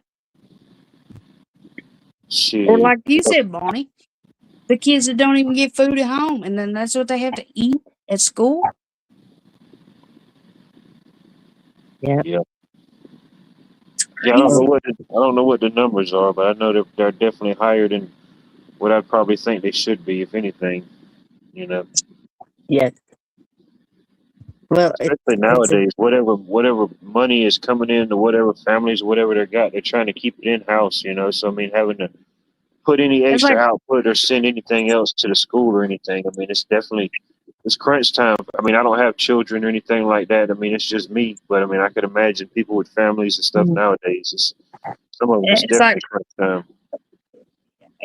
yeah. it's weird. It's like we pay school taxes. It shows on our electric bill, water bill, phone bill, every bill we have school tax, and our child doesn't even go to school. Yeah. And Like, that's another thing. The school tax is the highest tax on your taxes. So they're getting tons of money. So apparently what I'm seeing in the rural areas is new schools being built. Like, we didn't need a new school built, and they built a new school, and then they decided that they needed to build another one for the middle school. Yeah, why not? You know, why I stop think now? Yeah. I And tell you something they need to do: build a one-room schoolhouse like back in the day, yeah, and 30 kids per class. One-room schoolhouse. It's smaller than a church.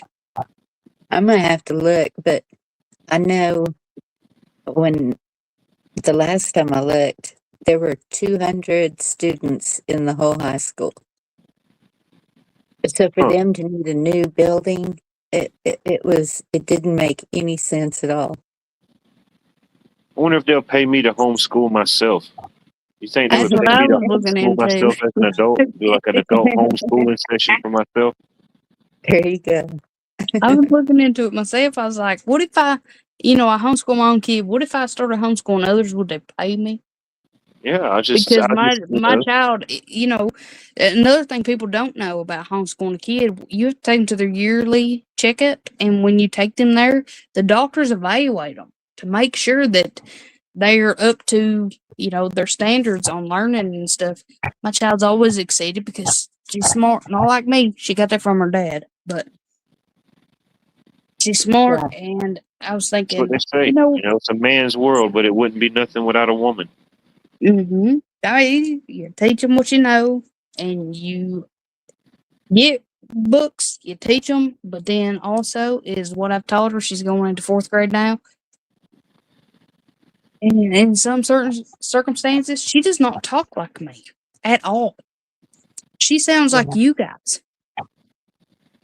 Wait, Take what that as does a that compliment. mean? Yeah, if it's directed to me, I'll take that. That's a good part of me that's going I'm in a not different joking. way. She does not sound like me. That's an insult to me. Yeah. She sounds like you guys. Proper. Like she could speak fluently, so nice, and she is taught by me. How does that make sense? I don't know, but I'm glad. It's happening. Who And then knows? I told her, when you turn 15, you're going to start driving, as in you're going to start learning how to drive. By 16, you have to have your license. And by 17, you have to have a job. You will be able to live at home your whole life if you want to, but you have to be able to provide and save up money for yourself to build yourself a home. She already has a job lined out at a K9 911 place, training dogs. When she turns 16, she's being straight Oh, shipped out cool. to them. Yeah, it's That's scary to think good. that there could be a 16-year-old miniature me running around on this third rock. It's fun, you know? Man, Yep. But no, I'm trying to make sure my daughter has a future that I didn't never have for me. oh, no doubt, no doubt. Like That's she good. said, I want to be a dog trainer. I said, okay. So I contacted every dog trainer in my county and the county beside me and the K9 911, the police dogs. So when she turns 16, bring her out here. We'll train her up. We want a young one to learn and train dogs young and from that age till they're 40-year-old, human wise is what I'm saying. They want her to dive straight in. That's great. That's great that she's already got that connection. Yeah. And I even told her, I said, you don't know how lucky you are because I never had a fighting chance. They kicked me out of school because I had my daughter. Yep. I met all my priorities in school, but they still kicked me out. They didn't want to deal with me. They said you're paying too much attention to your daughter and not enough attention to your schoolwork. Yeah. So I'm making sure I put all that frustration into her to make sure she has a better future. And that's what a lot of parents should do. Instead of casting that onto their children, they should put it into their future. So, do you know why the doctors are involved in evaluating them? I believe it all comes down to CPS. Hmm. School will call CPS over the least little thing, and the doctors will also. If you're not getting their vaccines, if they're not That's meeting the standards, whatever it is. oh gosh, CPS is nothing but a joke. I got contacted by CPS over my sister being neglectful of her children. And you know what I got from that? My sister wanted to fight me over it. And I told her, I said, I did not contact them. They contacted me because your children were showing up at school with bruises and sleeping through class. It wasn't my fault. They contacted me wanting proof, and I didn't have proof because I'm her sister. They were my nieces and nephews. Like, and I'm telling you, CPS is a joke. I know. They wait till the child is beaten to death before they do something. Yes. Well, it depends on who you are. Look on the news. What do you see every day? Yeah. Just And like that's not too one of- long ago, that little baby, 22-month-old, got thrown into an entertainment center because of her mother's boyfriend. Yeah. Did they do anything? They put him in arrest, but he's in jail. He's not in prison. They said the max he'll ever get is 5 years with probation. But the weed dealer, he will get 22 years. Does it make sense? No. No. No. The whole judicial system is so messed up. I've never seen a weed. They ain't even a word for a weed person. Person who smokes weed, a pothead, I guess. A pothead won't go out here and commit all these crimes No. and give him 22 years. But a child abuser will only get 5 years and maybe Yeah. probation. Make it make sense. It doesn't. That's the way it is here. I'm telling you, I'm ready to move out of country. I'm ready to go Scotland or Ireland, and nobody will ever find me. It's awful. Even a graper will get what? Mhm. 5 years. Maybe. I've seen it myself. I've had cousins accused, and they found guilty of grape, is what we're going to call it, Mhm. to a minor. And what did they do to him? They gave him 2 years on probation, put him back out into the world. He did it again. Gave him 2 more years of probation, put him out in the world. He did it again. And that was for almost 7 years he did that. And guess what? He's still out in the world. Oh my goodness. It's sickening. And I told people, I said, an eye for an eye. We're about to get to that point. I said, wait till if one day out of the year, I hope we have a purge. I said, because I think we need to purge this earth of all this filthiness of these people. Yeah. It's what have we come to? A pothead gets more years than a child molester. Exactly. Make it make sense. It doesn't. It will never make sense. Potheads don't bother nothing.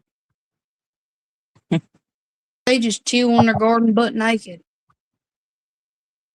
Who cares? Yep. It's Exactly, made up. Mary Smith. What we allow will continue. Exactly. We allow it. It will, but the deal is, they're not listening to us. They're listening amongst themselves. That's because if you buck the system, then you're the bad guy. Well, too, is it's not our opinion that matters, even with voting now. Our votes don't matter. Mm-mm. It's amongst themselves is what matters. I get tired of it. I see these comments. Yeah, we all chilling in the garden, but naked. It's true. Potheads don't bother nothing. That's right. They're But they kicked get back put and- in the pen for 22 years. Can't see their children, can't see their wives, or can't see their husbands for 22 years, but a child molester is in there for less than 5 years and put on parole. Yeah. Where does that make sense? Nowhere. It doesn't. And I think that's why there's more vigilante things Yeah, going on. I support potheads. I support people who are just doing their own thing, but I do not support people who hurt children. I think we're growing up in a place that's nothing but poison. It's not even the earth that's poison. The earth is fine. It's the people on the earth. How we gonna ever make a difference when they're letting these people back out here? I'm sorry. Moon tanning sounds nice. Cooler than sun tanning, for sure. Gosh, I'm sorry. I talk too much. I do that from time to time. I've been known to do a few moon tanning sessions myself. It's quite the rush if you've never done it. You know, it's definitely a different experience. But yeah, moon tanning is good for the skin. It's good for the skin, they say. Well, Meddy's got us all. I'm not. I don't even smoke that stuff. What happened? I'm sorry. I had to go rehydrate. Had to go get some hydration. We were talking about the laws and how they don't make sense. If you smoke some weed, you get 20 years. Well, it don't make sense. That's why it makes dollars for them. You know, it don't make sense to us. That's why they make dollars off of it. 22 years for holding less than a pound of marijuana. Here it's a gram. But It's a gram. 5 years in If you had probation a for gram or hurting a more, child. Man, you're you're a going menace to down. society for a gram. What do you think about that, Wingnut? Yeah. I'll tell you something honestly though. So With my Chapo status family, there. a lot of people don't know, but a lot of people should. I think a lot of people actually do know, but they don't say nothing. You know, country people grow a lot of weed. Some Well, people And I say ain't that. talking about dandelions. whatever grows in my yard grows Uh-huh. in my yard. I'm There not you going go. to See, stop there. it. But some of that weed may profit Hmm. amongst the weed Just community. on that plan alone, both the male and the female side of it, there's so many uses of that one plant, and it's a weed, so it grows pretty fast and easy. So I mean, which is it's just interesting. There was a lot of things at play at the time because, like, I think Harry Anslinger back in the day is the one that was really pushing to make this illegal. When it comes down to it. Mhm. And that was back in Reefer Madness days and all that day, that kind of stuff. But the thing is, man, it's like there was like the textile industry that felt threatened. I think the oil or fuel, or there's oil, you can make oil and fuel out of it. Um, um, there was a lot of industries, I think, at that moment that was feeling threatened by that one plant. Yes, that's So why they It's had they. crazy. Yep. I remember as a kid too that I remember my dad and my uncle and my granny and my mom headed out and came back with what I thought that was presents. It was not presents. It was 5 40-gallon bags of nothing but weed, the entire weed. And they sat and picked the buds off and separated them and got high and got the munchies. And us children was throwing crackers at them. Oh my But That's what goodness. Bob but Ross would refer nothing to as happy little clouds. Happy little clouds. but nothing bad came from it. Everybody was so happy. Hmm. happy little weed. Yeah, I've never seen anybody smoke a joint and rage out, No, I've never. Alcohol, yes.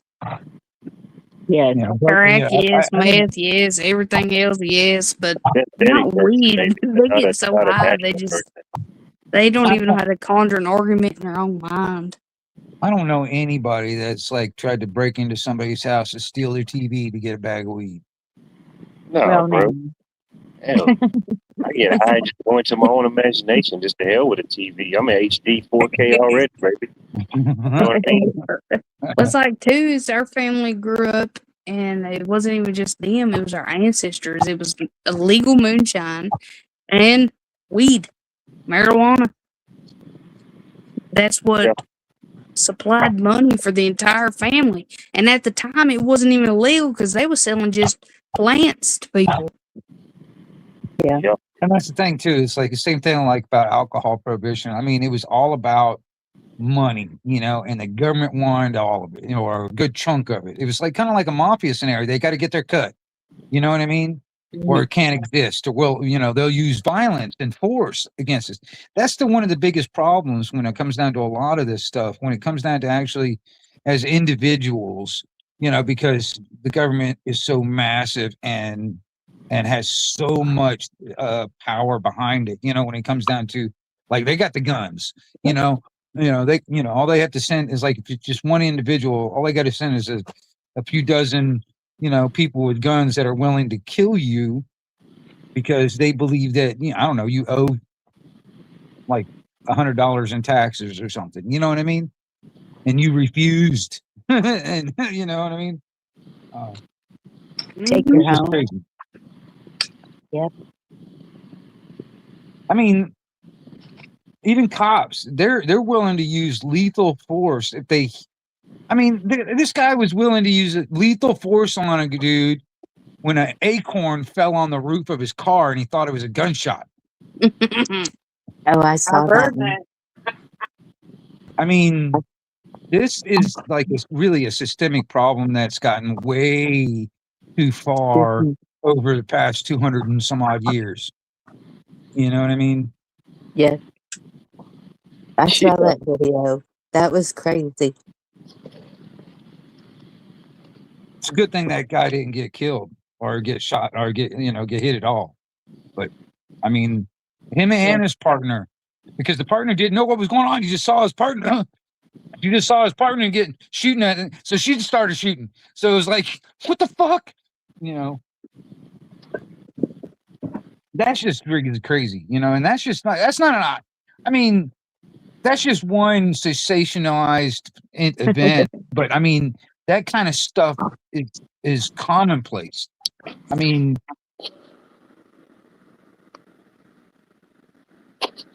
Yeah. I mean, it's Miracle Whip. I just think of it like like for instance, if you owned a business, all right, you're the one that owns the building. You're the one that has all the stuff and all that. This is and that's your property or whatever. And then you get employees to I don't know, cook the burgers or whatever. You know what I mean? And sell the burgers to people and stuff. Right? Well, isn't that almost pretty much like what the goddamn this nation is? It's like one big fucking business, and they're our employees, but they're trying to treat us like we're the employees. It's like they're trying to reverse the roles where we do all the damn work for them, and they do. It's not even just weed. It's like weed is taxed now if it's sold in certain places. Just like moonshine. If moonshine has been taxed, guess what? It's not moonshine no more. Right. Well, and I'm going to tell you something, man. That's another thing too. I was sitting there thinking about it. Like, for instance, all right. Mm-hmm. When pot became legal, for instance, shouldn't everybody's fucking criminal history from the past be exonerated and deleted in a sense of marijuana charges or whatever? You know what I mean? Because I mean, it's like now it's legal, so that shouldn't stay on your record, should it not? Because I got busted with some pot back in the day. You know what I mean? And now I can go to a fucking dispensary if I want. What the fuck? My sister and brother got caught with weed, and it was put on a record, but they never had to go to court for it. But it remained on the record for almost 5.5 years, which means that anytime they tried to apply for a job, it showed that they was trying to sell weed, even though they was not selling it. They just had it in the vehicle. Right.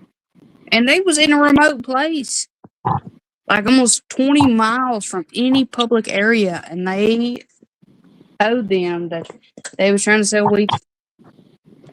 They were just trying to have a good time at the river. There's a few movies about situations like that, but I think about one.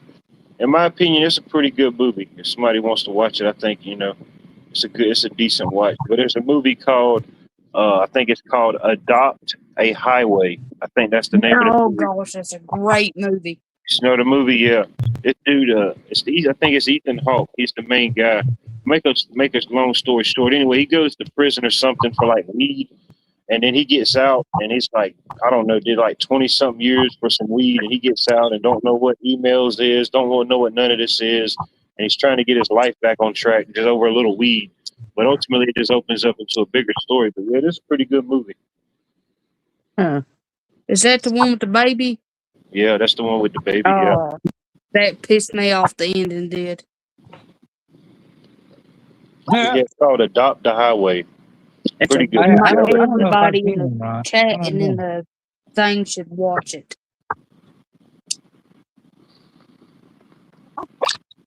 But I just don't get how America is with their jail system. There's people in there that have committed multiple murders. They get a meal every day. They get to sleep in a good comfy bed and to watch TV. I know people who will do something just to go to prison or jail to get that and the health care. and Well, low I mean, for healthcare. I've known guys up north and stuff that homeless that during the winter time they do it just because it was too damn cold. Yes. And they got 3 hots and a cot. You know. Mhm. Y'all ever seen them people that bail out random people out of jail? Yeah. No. And then the people get out of jail and they're like, "Why'd you bail me out? I had a warm bed and food. Hmm. Now I gotta go create another criminal felony just to get back in there." That should not be how it is. Yeah, that's crazy. Homeless shouldn't be homeless. I tell you, there are so many abandoned properties, Yeah, I abandoned agree. buildings for them. Yep, I agree. All over the Let them, world. let them go in there and let them build their own home. Well, Homeless get so creative. You don't have to pay nothing. Just watch there- them. I don't know. I mean, I can't remember the guy's name, but there at one I think this was where was this? I think it might have been in Tennessee. I can't remember. But anyway, there was an abandoned schoolhouse. It was like I think it was like a 2 or 3 story building or whatever. Mhm. And a couple of homeless guys, they kind of went in there and started, fixing it up to live in, and they ended up living there for like, I don't know, it was like 3 or 4 guys that were living there at the time. And there was like they got power out there. They ended up, they got everything all really set up. And it didn't look trashed. It was actually they were like trying to fix it up. All right. Mhm. Well, I don't know how they did it, but they got some kind of a deal from the government or the state or whatever to buy the property for $1 a year for 100 years. That was the deal. And I was like, damn. And it was Mhm. basically, I guess, it's like on a squatters' rights scenario. They did all the right shit according to squatters' rights, and then they got that deal or something like that. You know what I mean? I was going to say they should have been considered squatters. Yeah. And Well, it was abandoned, so, and nobody, and they were also fixing it up. I mean, it wasn't right. like they were trashing the place. They were actually making it better or better than it was anyway. They fixed the roof, I think, but I know they got power, and I don't know how they were getting power actually, but they had power, and I'm not So sure when it comes down to the plumbing. I couldn't tell you right offhand. yeah. So the powers that be probably accepted the $1 a year for 100 years just to pacify the bigger powers that be, Well, you know? yeah, I mean, evidently it was like in one of those loopholes or whatever where nobody gives a shit about that piece of property, and they were willing to just let that building rot to the ground. Yeah, I Mhm. guess. Yeah. So they were like, "Well, let's make $1 a year out of these fuckers instead of fucking nothing," you know. Um, I don't know, but I know that's support a rare squatters, case. but I don't know if that. I don't think that happens a lot, honestly. no. Go ahead. I don't support squatters, but I support taking in the homeless in places that are no longer, there's nobody else there. All right. Because Well, I'm like I said, telling like you, you the said, like homeless can turn a home into a home faster than a person who's never been homeless.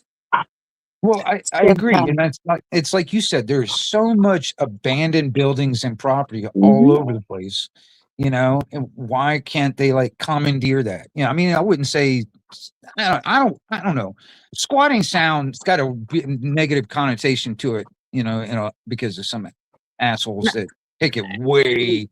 Yeah, if somebody goes on vacation, come back and they're squatter in their home, it's a Right. Now different that's a story. different. That's somebody just trying to take your house. Yeah. In them certain circumstances around here, if that happened, we don't even call the law. We just pull them out, whoop their ass, and send them on their way. Right. Well, honestly, in my opinion, it's like if somebody's like trying to do some shit over here, they probably don't know. They hadn't let anybody know that they were coming here, so they wouldn't know if they leave. Well, yeah, also too, squatters are never homeless. Well, yeah, I guess. They was And kicked on that out end of it. because they didn't pay rent, even though they had plenty of money to do it, but they just wasted it. I mean, if Well, it was so- like an abandoned house or abandoned property, would you call that a squatter or just somebody trying to find Taking If house? advantage they of a had thing. plenty of money in their last residence but didn't pay the rent and got kicked out, and then they moved themselves into another place, that's a squatter.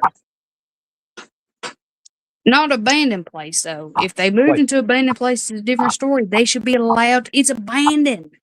Right. What I would you seen call that? What would you call that a squatter in an abandoned house or if it's abandoned an building? abandoned, I wouldn't call it squatter. I think that they should actually allow them because they're keeping the property value up because they are living there. Right. Well, yeah, they're technically not paying taxes and utilities. Nah, blah, blah, that's a different you know. story with that. But I've seen an entire apartment complex in Tennessee. It was sad. I went to Tennessee not too long ago, and this beautiful apartment complex got shut down because the owner died. And I mean, I'm telling you, beautiful. Had a giant fountain with a pool, everything, and shut down. Then And the all state them owns it. rooms, but all these homeless people out here. If Well, I something mean- like that happens, it goes to the state. I'm telling you what, if I ever win the lottery, I'm going to help as many homeless people, especially veterans. Veterans are on my top list. I'm going to make sure that they have a permanent home for the rest of their lives. Well, I mean, I tell you this, and from my perspective, I mean, there's a lot of people that all they know about homeless people is what they, every once in a while they see somebody on the street or they see what they see on TV. They don't know anything else. I mean, they have never been homeless, never been in a situation where they're like that or anything like that ever in their lives. So they have no idea what it's like to be like that, and a lot of people try to say, "Oh, it's because they're druggies and blah blah blah. That's the reason." No, it's not always. That's a small percentage, but it's not all. You know what I mean? Right. There are. I know people that found a spot tucked away in the back, like backwoods that nobody cared about, and built himself a whole house out of like pallets and tarps and shit. Yeah, I've seen that too. So I mean, it's like, why not? But next thing you know, if that becomes to a point where people value that piece of land, next thing you know, he's going to be run out, or you know what I mean? It's Yeah. just, it's just like the one that, so it's like, you think about it. What is that place out there in California? Was it, Slab. Slab City? That's just a forgotten place that nobody really cares about. And that's the reason why that's allowed to happen. Once people start caring about it and it becomes valuable, all of them are out. You know what I'm saying? But that's like the last place, in my opinion. And it's too bad it's in California, but that's like one of the last places on this freaking continent, in this country that is not really playing by the rules, of the rest of the nation, And I don't know how they are able to do that. Like I said, it's a place. It's in one of those. It's like a loophole in California, in that area. What is that They don't called? give a shit about it. Yeah. They just the There's city even and the like state. songs about that place. Yeah. I mean, the city's now looking harder at it and trying to figure out how to like get them kicked off altogether. Well, But that's another thing too. Is like Skid Row. That's what it's called. like when, in Chicago, you talking about, when you are not or New York? like financially able to care for somebody else, but you see them in that state, it makes you feel terrible. Like we showed up at a Dollar General not too long ago just to go get us some water. And there was a dog out there. You could tell she just had pups, but there was no pups around. And I put her on head and I walked in and I got behind a guy who was buying a big bag of dog food. And you could tell that he wasn't doing so great himself. And to this day, it will haunt me that I did not help him, and I should have. And those are the people who usually care the most are the ones that have the least. If that All makes I any had sense. was $12 to buy 2 cases of water, but that man was spending all his money. He looked like he was starved to death, wearing a veteran's hat, and he bought that dog food, and he walked around the back with the dog that was out there in front. He was probably more likely homeless, living with that dog out behind Dollar General. I think about him all the time. I was like, I should have did something. I should have took that $12 and bought him something, because he took all his whatever money he had and he bought his dog something. Oh yeah, well, I'll tell you this, man. I know a lot of people, man. They wouldn't last if they didn't have that dog with them. I Yeah. mean, honestly, that dog kept them alive. You know what I mean? I mean, and I'm the same way when it comes down to like my dog. My dog eats better than I do. You know what I mean? There's times Mhm. where I wouldn't eat, and I'd feed my dog first. You know, but I know the dog keeps them going. yeah, I've learned that the hard way, because I've seen people roll up on them homeless and the animal catchers and take dogs from people. And I'm thinking, why would you do that? That dog is so healthy, and look at the person. The person, you can see every bone, but the dog is so healthy. I see. The Like the thing is, like, dog. yeah. Go ahead. Sorry. No, you go No, ahead. I'm sorry. I was going to say. I mean, the city and the state really don't care about helping the homeless. They really don't. They just care about the visibility of the homeless. If people can see it, they don't like it. They want to like move it out of there and get it out of people's sight, so nobody fucking. They think they've done something good and they fixed it. No, that's all they care about. You know, that's why Yeah. I know a lot of people, including myself, that don't like shelters. I would rather camp out in a fucking woods or something like that versus a shelter. Mhm. You know, because I Well, don't I'm see not that. getting rid of my shares. I'm holding on to my shares. Just putting that out there. Keeping my shares. like too, when the COVID thing happened and they put a limit on certain foods, but they didn't with immigrants. I never understood that. Is there was this old farmer guy in front of me in line, and all he had was 2 jugs of whole milk, 1 roll of bologna, and 2 loaves of bread. And they said, "You are not allowed to have 2 jugs of milk. You are not allowed to have 2 loaves of bread." So, he got mad. He said, "Well, this is what's going to feed me and my wife for a month," which I get that. But then turned right behind him before me was a woman, didn't speak English, got 5 jugs of milk, 5 things of water, tons of loaves of bread, but they never said not one word to her. And he was an old farmer man in his 80s, and he was not allowed to get what he wanted. But the immigrant behind him, everybody knew he was immigrant because she had this card that said it. But how does that even work? Like, he wasn't even allowed to get what he needed to feed him and his wife for the month.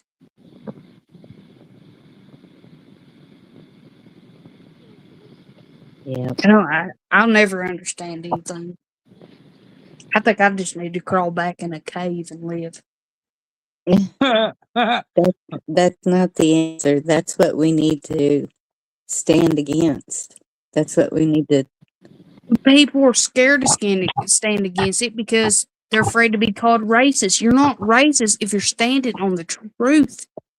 Like, this man was only getting 5 items for him and his wife for the month, but this woman had 2 buggies full of carts, shopping carts, whatever y'all call it, full of stuff for her. I think it was like 5 or 6 people living at home, only 2 children. Yeah, And she had food stamps provided by the government. She wasn't even legal. That Well, shit right there bothers me. I mean, it bothers me. Period. When it comes in, because I've had that happen where I'll be in line and I've got a couple of items, and I'm just kind of scraping up whatever money I have to get it, and then I see that freaking 400-pounder with 3 kids behind her and 2 buggies full, all paying with EBT, and I'm sitting there. I got condiments in my refrigerator, and she's got 2, for EBT, and I'm like, damn, I got to go to work tomorrow morning just so she can have her fucking food. Mm-hmm. Yeah, I'm telling you, you ain't the only one, because my sister has 4 children, a man who barely fucking works, and they get $900-$1,000 on food stamps every month. They got 4 freezers full of food that they do not even touch. Plus, they hunt every year, and all that deer meat goes into the freezers, and they never eat it. They let it get frost burnt, and then they feed it to the dogs. But my husband works 8 to 12 hours a day. We are not eligible for food stamps because they say he makes too much, even though he does not make enough, and expect us to live off of that.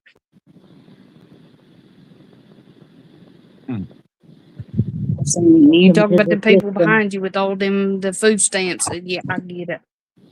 My sister brags to me almost every Wednesday of every first of the month. Every Wednesday of every first of the month, she brags, I spent $800 on all this food, and it is nothing but junk.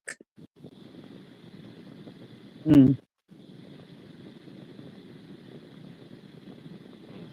It's crazy. Makes me so mad when we're having to scrap by on what we can afford because the bills are too high. Because they don't have to worry about the bills. They got food stamps, all the money that deadbeat makes, it goes to the bills. The bills are only paid if he makes enough.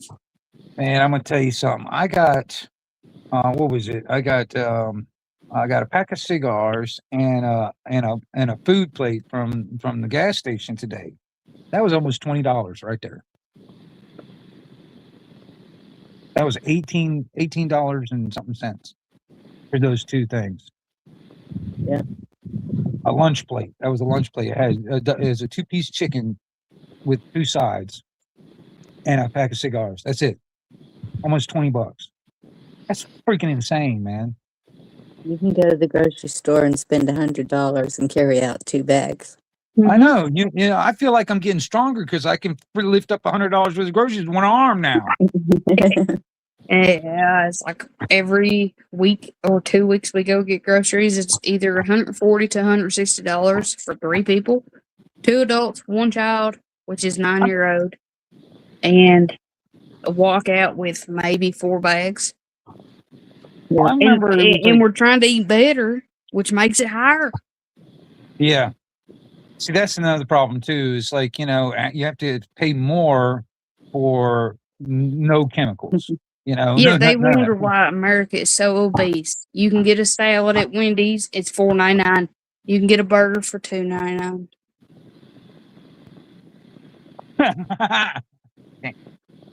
Yep. They wonder, but it's right there in front of us. That's because I can't say some of them were kind of suspect, but there are a few left that I can vouch for. They got a good fried chicken. You know what I mean? They ain't got a wide variety of items. It might just be corn dogs, fried chicken, and tater wedges. But I tell y'all something. Y'all ever come to Kentucky and you want to try KFC, the true KFC, go to Corbin, Kentucky. The first ever made KFC. It will blow your damn mind. I ain't joking. That's the only KFC you'll ever eat. Still blowing minds in Kentucky. I hadn't had them. Maybe it probably will blow my mind because I hadn't had the regular Kentucky. When you think every KFC you've ever had, it is nothing like it. I hope it's not. That's why I avoid the KFC. Yeah, I don't like. None of us like KFC. And we born, bred, and made in Kentucky. We don't even like KFC, but that Corbin KFC is different. Forget They your even have scandal before the I put what's it his on my name, Colonel Sanders outfit in there. It's a whole museum. That's General Sanders. Hell, he's more than a colonel at that Yeah, point. there You know, was tons of general. foreigners in there, ton of Japanese and Chinese people, and they was bragging about it, how so excited they was to be there, and we was like, "Me too, man. We live here and we're excited too." And we tried the food, a spicy chicken sandwich and a regular. We've never been to another KFC since, even though we got to travel for over an hour to get to it. Ain't no telling.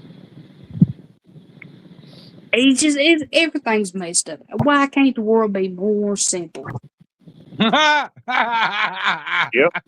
I found out that beef tallow is good for you. Did y'all hear that? Yes, I've got some in my freezer. I've Try to heard trust beef the science. tallow and Try to trust the science. lard is bad for you. You know what I grew up on? Lard. I thought that's why I'm a lard ass, because I grew up on lard. Come to find out, lard, beef tallow is better for you than all these vegetable oil. I didn't know vegetables had oil. May put a little junk in the trunk, but it's good for you. Keeps everything lubricated. They start injecting olives. I get it. Oh yeah, everything's getting injected. Oh, but Everything's, if they're trying to get people to inject themselves for a cheeseburger and a slice of pizza, everything is injected at that point in my mind. mhm. You know what I mean? Even when I was a kid, I asked my mom, "What's this cooked in?" She said, "Vegetable." I said, "Is that why I'm so sick of my stomach?" She said, "Well, it's got vegetables in it." And I said, "Where?" Uh-oh. What you Then gonna I got do? slapped You in the got mouth. two Kentuckians in the house at the same time. 502 Kentucky in here where the ponies run. Shout out to James Neutron. You up there in the northern part. That's only where the horses and ponies The official run. ambassador for Kentucky. I could be wrong. He may be or may not be the official ambassador for Kentucky. For the north, I appreciate it. Yeah. I don't want to put that much burden on anybody, but yeah, he may be that. Yeah, you won't be no ambassador of any state when it's all corrupted with what's going on. Derby country. There you go. Yeah, Derby country. There you go. I've never been to Derby because that's all just for rich folk people. Oh, we'll get you in there. We'll get you an You honorary ever seen membership in them there. videos of the Derby, the Kentucky Derby? What's that remind you of? Hunger Games, straight off. Yeah, it does kind I of was make like, me I'm in District 7. James the Hunt. I don't know what district I'm in. I think I got redistricted. I'm like Tom Hanks in the movie Terminal. My district just got. I'm just floating around. I don't really have a You're in district. limbo. My district got dissolved. I've told many people, and people said, "Oh, the Derby country of Kentucky, they're the best." And I was like, "Why don't y'all just reprogram us in the bottom layer where we're not even seen? Yeah, they Reprogram can't- us into our own categories. I'd be proud to be District 7. Yeah, I'll fight for what's mine. I ain't got no issue with that, but they need to straighten themselves out." I can see you handling yourself with a crossbow. Yeah, I can know how see to you do doing that. crossbow, compound bow, and how to drive tractor, four-wheeler, dirt bike, That's what I'm lawnmower. saying. Once you open up the realms of crossbowology, everything else just kind of happens. Some things I don't want to kill nobody, but I tell you what, I ain't scared to shoot somebody in the nuts. If they ain't got no I nuts, wouldn't I just advise shoot the them in the Hickory nut cooter. French. I would not advise the Hickory nut French unless all other options and foreseen imaginary combinations have been exhausted first. It's not a skill I want. I don't want to be able to neuter somebody with one shot. Nah, don't be like Bob Barker. Don't be like Bob Barker. You can't spade and neuter everything. You just you got to pick and choose. Hey, Females and all, and the cooter or the pooter one. I was rooting for Bob Barker Pick it too. up. Man, he made it to 99. He didn't even make it to the 100 on the spin the wheel. Everybody used to spin the wheel to make it to 100. I was like, hell yeah, Bob Barker's gonna spin the wheel all the way to 100. We lost him at 99.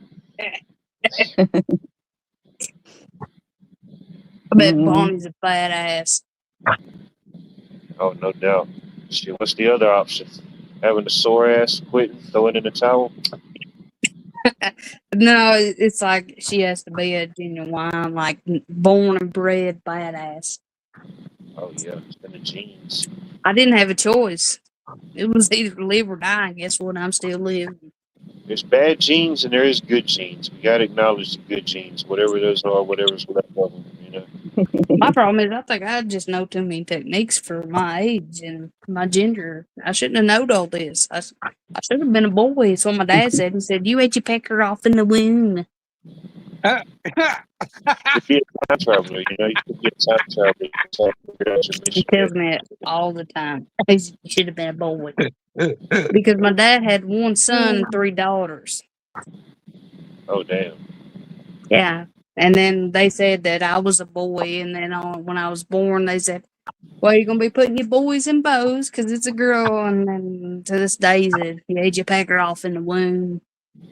That'd be my luck. Whenever I have kids, it'll just be the one. It'll be Watt and Kate plus 8. You know, it could be 8 girls just pop out. Like, how the hell is this even possible? Hell, if I could bend just to suck it, I wouldn't leave the house.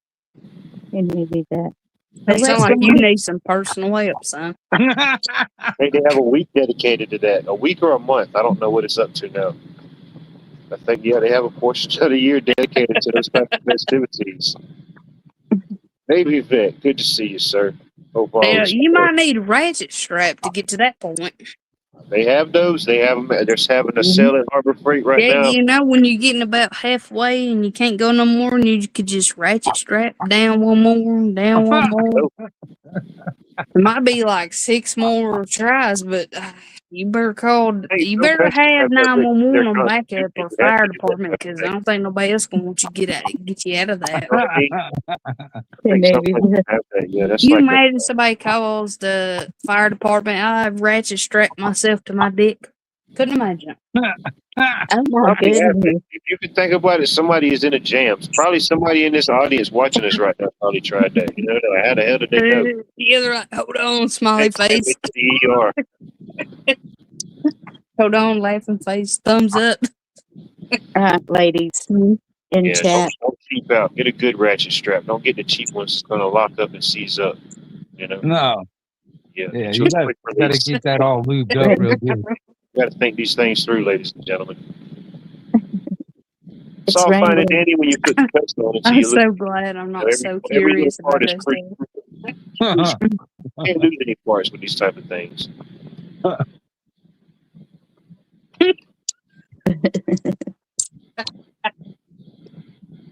Yeah, I'll think about shit I'm gonna tell my brother, and hopefully he doesn't get no bright ideas. He's grown though. What's the safety word? What's the It's like pineapple or some shit, ain't it? pineapple? No. Oh, yeah, but it's gone way too far.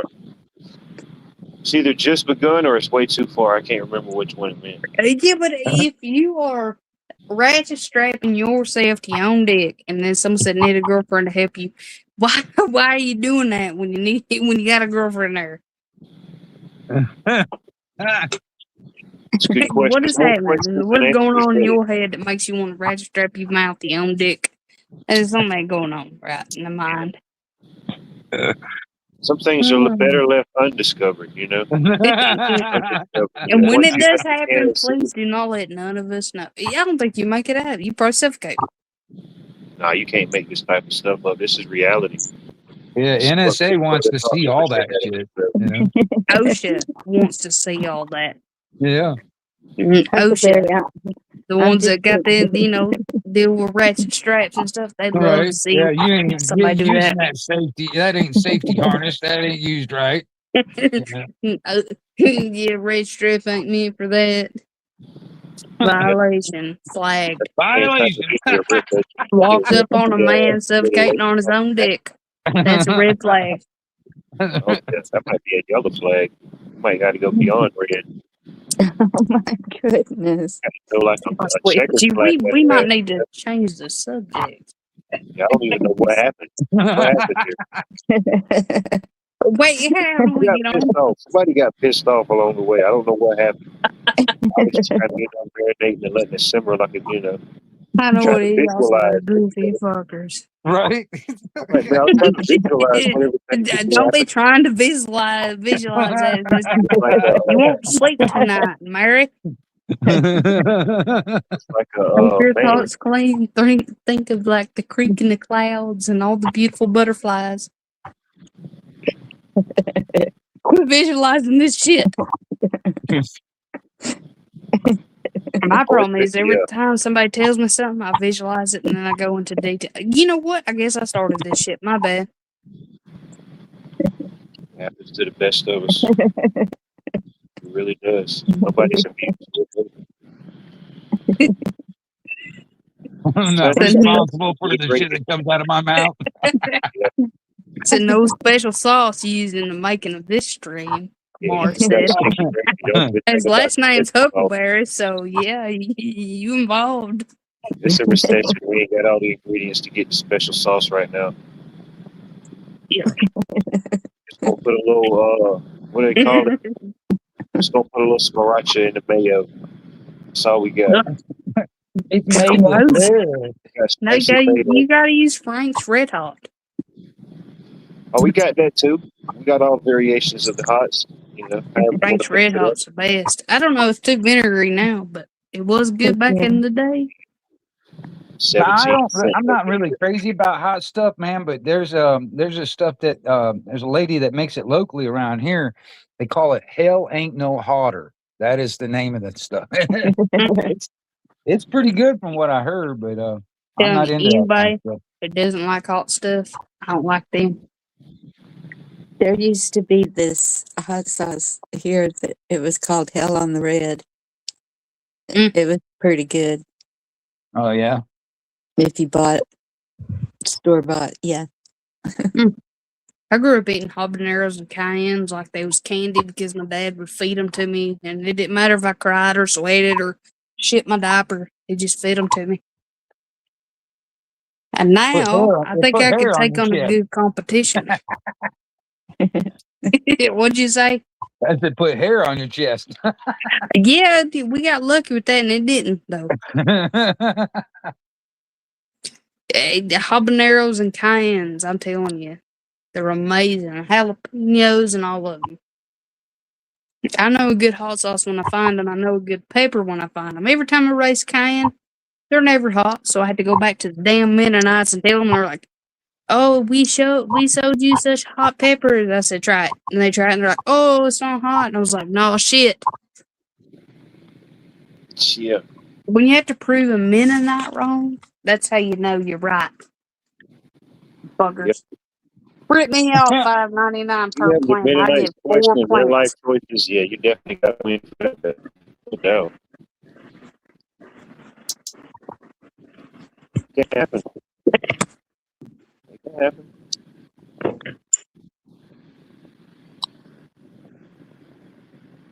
Pretty big Mennonite population or community in my area. I don't know how many there is. There's quite a few of them, though. Benefits.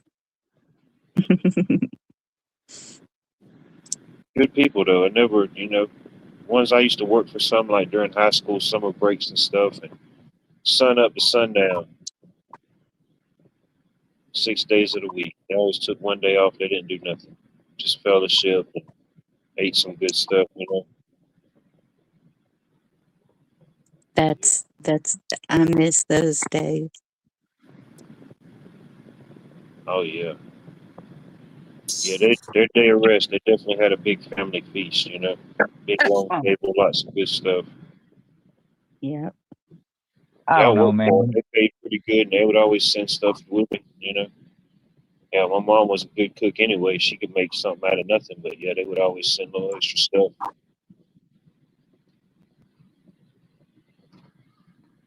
Dog. It almost feels like sometimes, I mean, it depends. Like you working a 40 or more hour week. It almost seems like the weekend is just nothing more than a damn 30-minute break. That's it. Mm-hmm. I'm telling you, them damn Mennonites. I went to Cumberland Falls, took my kid for the first time, me and my husband. And the first thing we noticed, it wasn't the falls, it was the Mennonites at the falls. Were they all getting out there butt naked? Oh, there was the man and the woman, about 12 kids, felt like. Oh When they yeah. was over there, mama, mama, mama, mama. It's all you heard. Mama, mama, mama. It sounded like birds. Oh yeah. They can put out a family now. They run thick.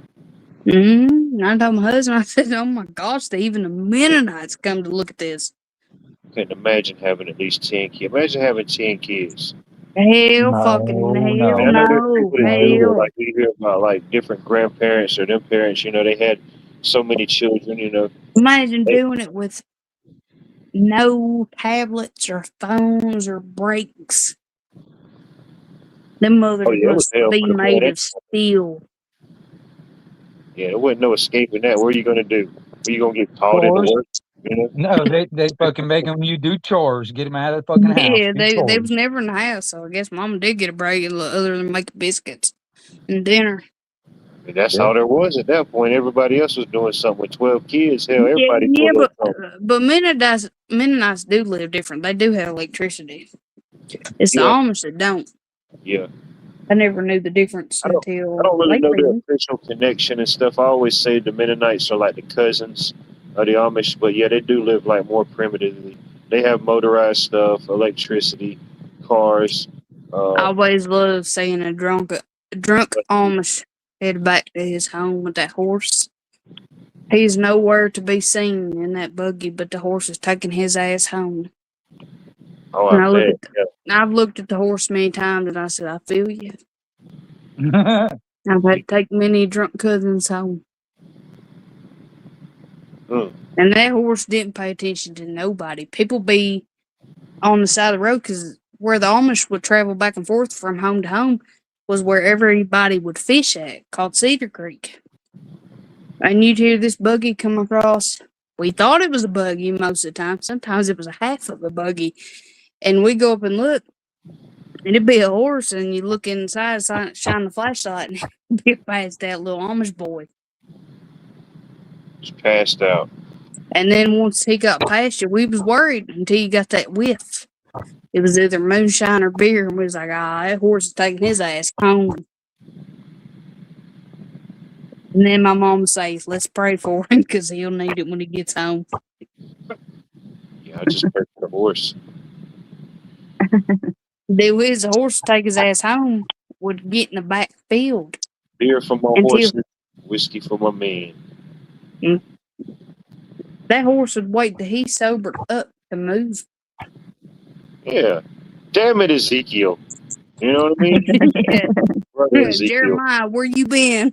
Yeah, it's always one of them type of names. Yeah, one of them children of Jeremiah, corn names. Ezekiel, Jedediah. That's Yeah, another. Jebediah, Ezekiel, Mordecai.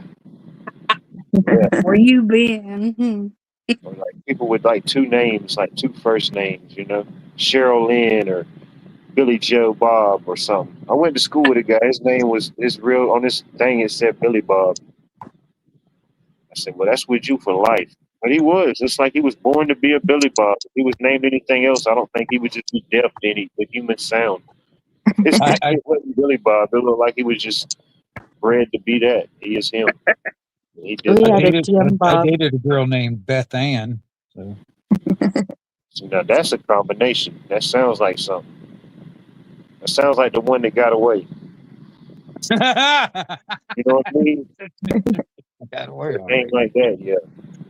That's too close to. I don't know. I can't even think of a good one after that one. Hell, got the name like the girl from Scooby Doo. What was her name? Daphne. Mm. Daphne Lynn or something.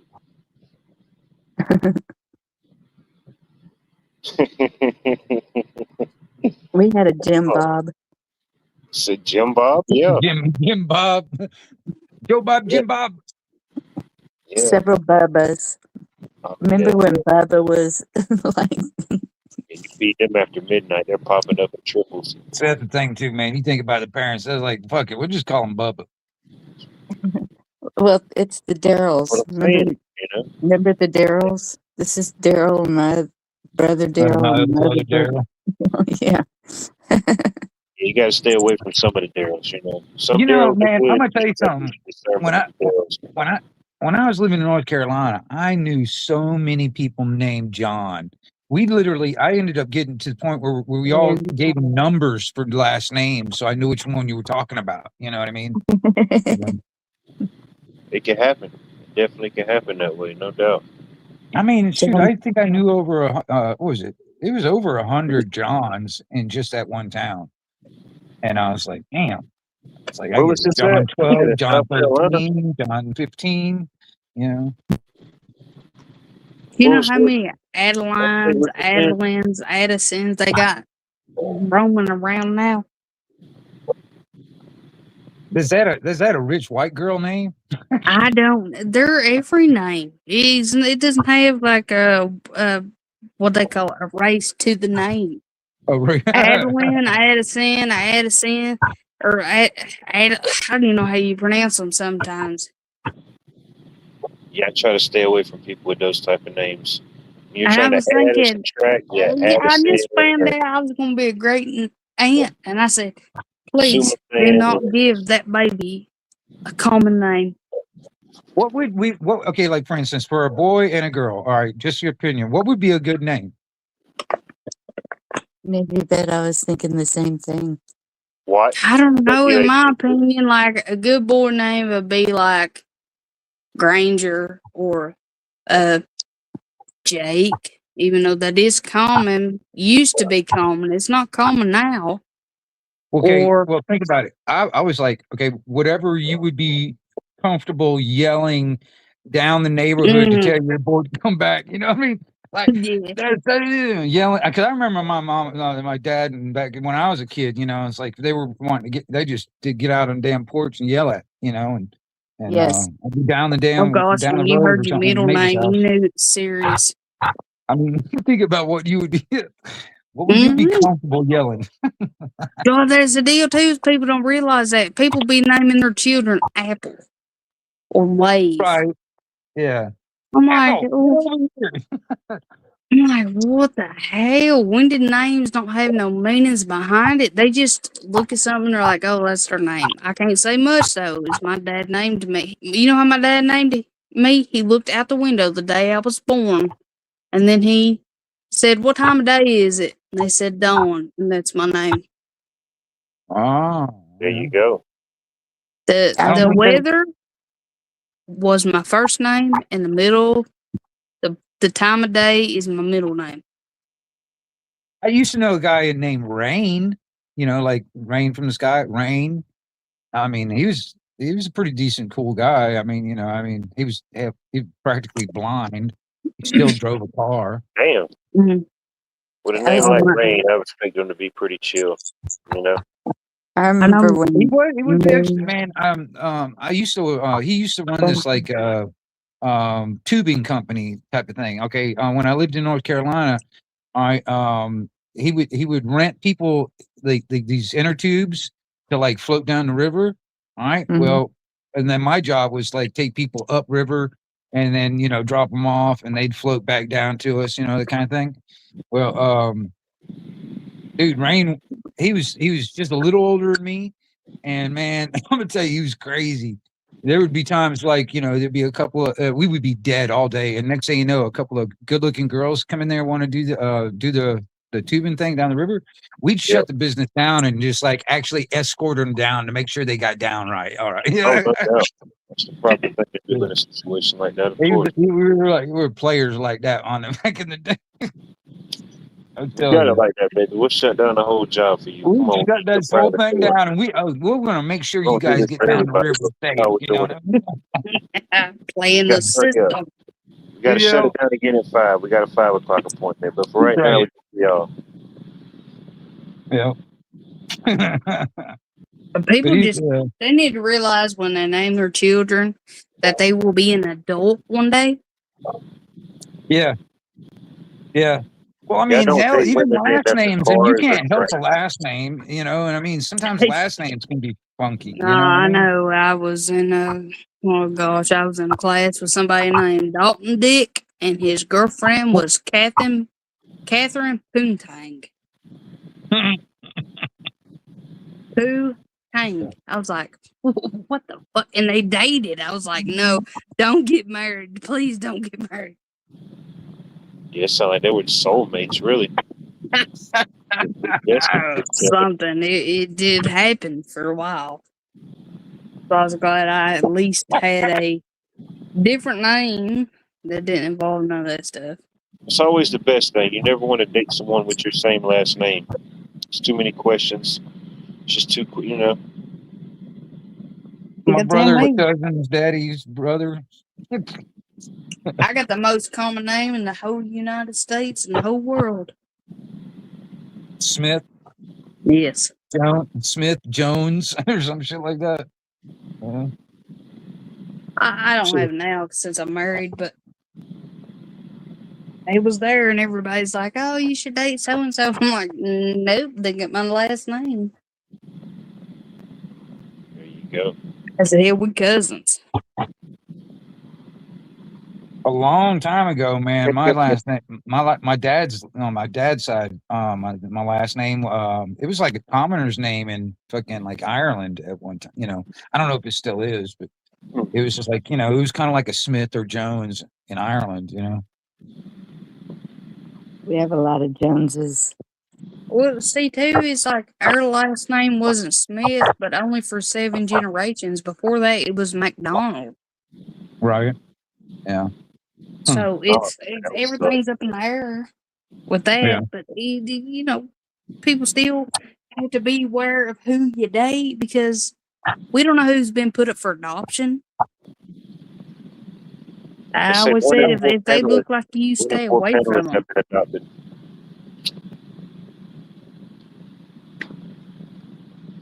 One in four panelists on YouTube, they say.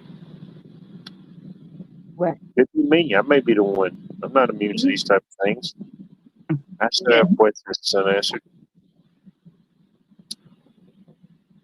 Just gotta watch, especially if you're with somebody and you start looking at them, you're like, man, they kind of look like me. it's you gotta go on. I've had a cousin before who dated a woman, and they said the longer I've dated her, the more she looks like me. I said, you better get rid of her. Oh yeah. But that's luckily for me. I try to date women that don't look like Sasquatches. So it's as long as they don't look like a Sasquatch like me, it's cool. We don't have the Sasquatch blood in them. But Well, I'm married to Bigfoot, so see, it's out there. I have to try to avoid. it is out there. In Yeah. his family, you could tell. You could just look at the women. You You can see it in them. Yeah, thick jeans. You were like, oh It's shit. talking about Levi's neither. It's just some thick jeans. Make Oh you my want to do some goodness. type of native call when you see them. You know what they say about them big hairy toes? What? I saw this video that reminded me of you. This guy was walking and he was like, explain this, and there's a footprint and it's like he said it would be like a size 15, so he was convinced that Sasquatch or Bigfoot or whatever, something was wandering the woods or along the riverbed, and I was like, there is such a thing as people having a size 15 foot. It happens. Yeah, my husband wears size 14 in shoes. There have been some news reports and stuff. Sometimes I go walk barefoot down by the river, or sometimes when I go, My husband never wears shoes, and I told him, I said, you're going to have to start wearing shoes. People will think you Bigfoot. Damn. sometimes I walk backwards to really confuse them.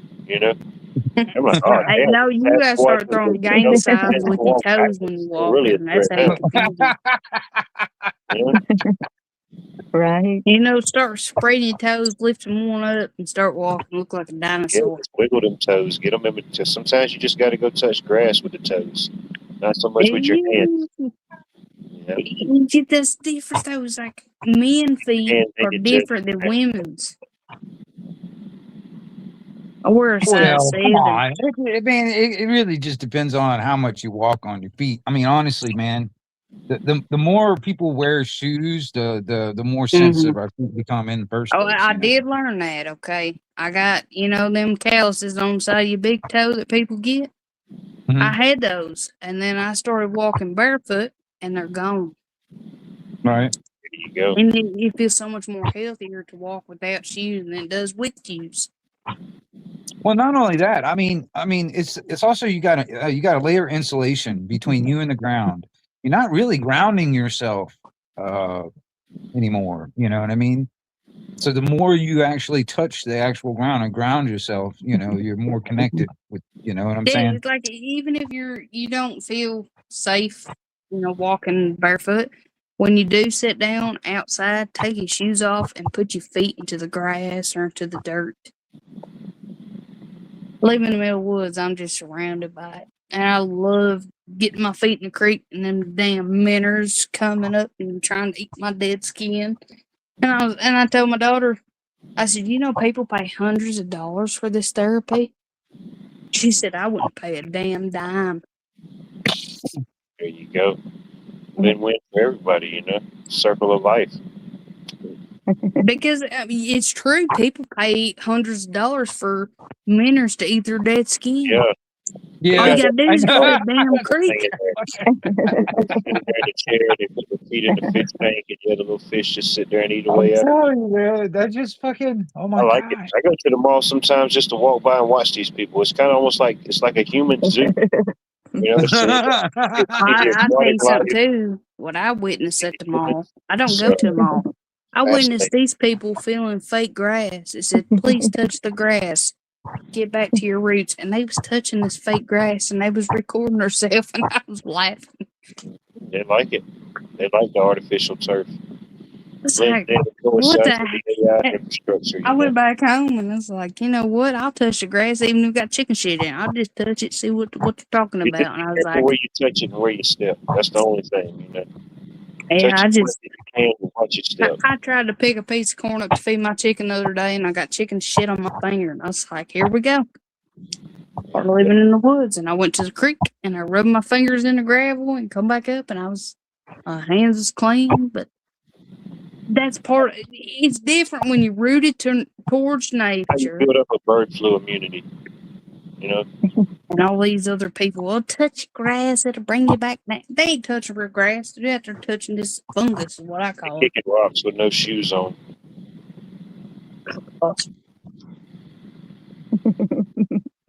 They don't know true nature. I've lived it my whole life, and when I go into the city, I'm scared to fucking death to be in the damn city. They don't have the ability to nurture. How could they understand nature or be one with nature? They don't have the ability to nurture themselves. And exactly. I've had cousins raised in the city their entire life, and they came and stayed a weekend with us, and they would be crying by the end of the weekend. How do you guys do this? I can't stand this. There's no social. There's no nothing. I can't walk down the street and go to the coffee shop. How do you guys stand this? I said, the coffee shop is in the kitchen. It's called a damn coffee pot. You'd be lucky to meet your uncle in the coffee pot. Reality. Man. Well, I mean, it's a whole different type of jungle. I mean, literally, like they live in a whole nother type of jungle than you do. It's just a different type of jungle. Yeah. I've been raised and born in it. It takes us almost an hour to get to a hospital. Yeah. Most people who get injured in my area, they had to be life flighted out because you cannot physically drive to get the medical care you need at time, especially to get bit by a snake. Yeah, that's the way it is here. I get bit by a snake, and my mom got bit by a snake, and she was like, well, I don't know if it's poison or not, but I feel fine. And we was like, was it poisonous? She said, well, I don't know. I don't feel nothing. I was like, okay, and waited a couple of days. She's fine. It's like, why do I see like 3 of you guys? I got bit by a brown recluse twice on my back. Brought it a golf ball size hole in my back. I never went to the hospital. I used Neosporin, rubbing alcohol, and moonshine, and it cured it. Yeah. But also, mind you guys, I am immune more than other people are to the bite.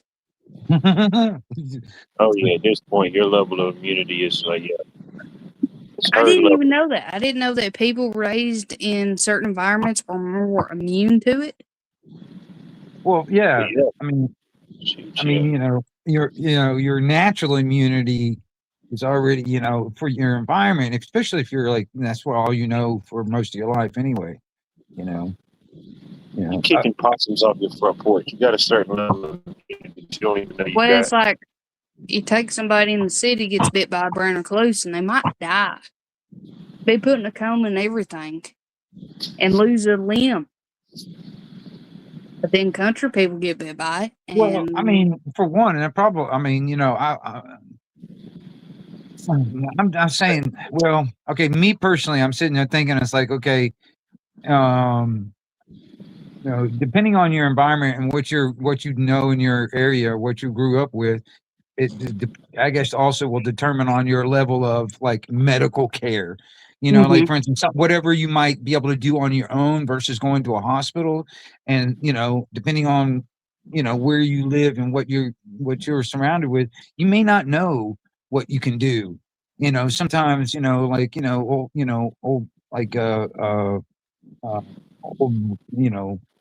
hillbilly fucking remedies don't get passed on in fucking Chicago. You know what I'm saying? Yep. what the deal is too is like what we get bit by doesn't affect us nothing like it does the city people. They get bit Well, by a copperhead and they're panicking but maybe and I don't know. worrying, I mean, I but haven't we thought about know it, but I mean, yeah. the first bite strike from a copperhead, it's not venom. It's called a dry bite. You're fine. If you get bit twice by a copperhead, then you should be worried.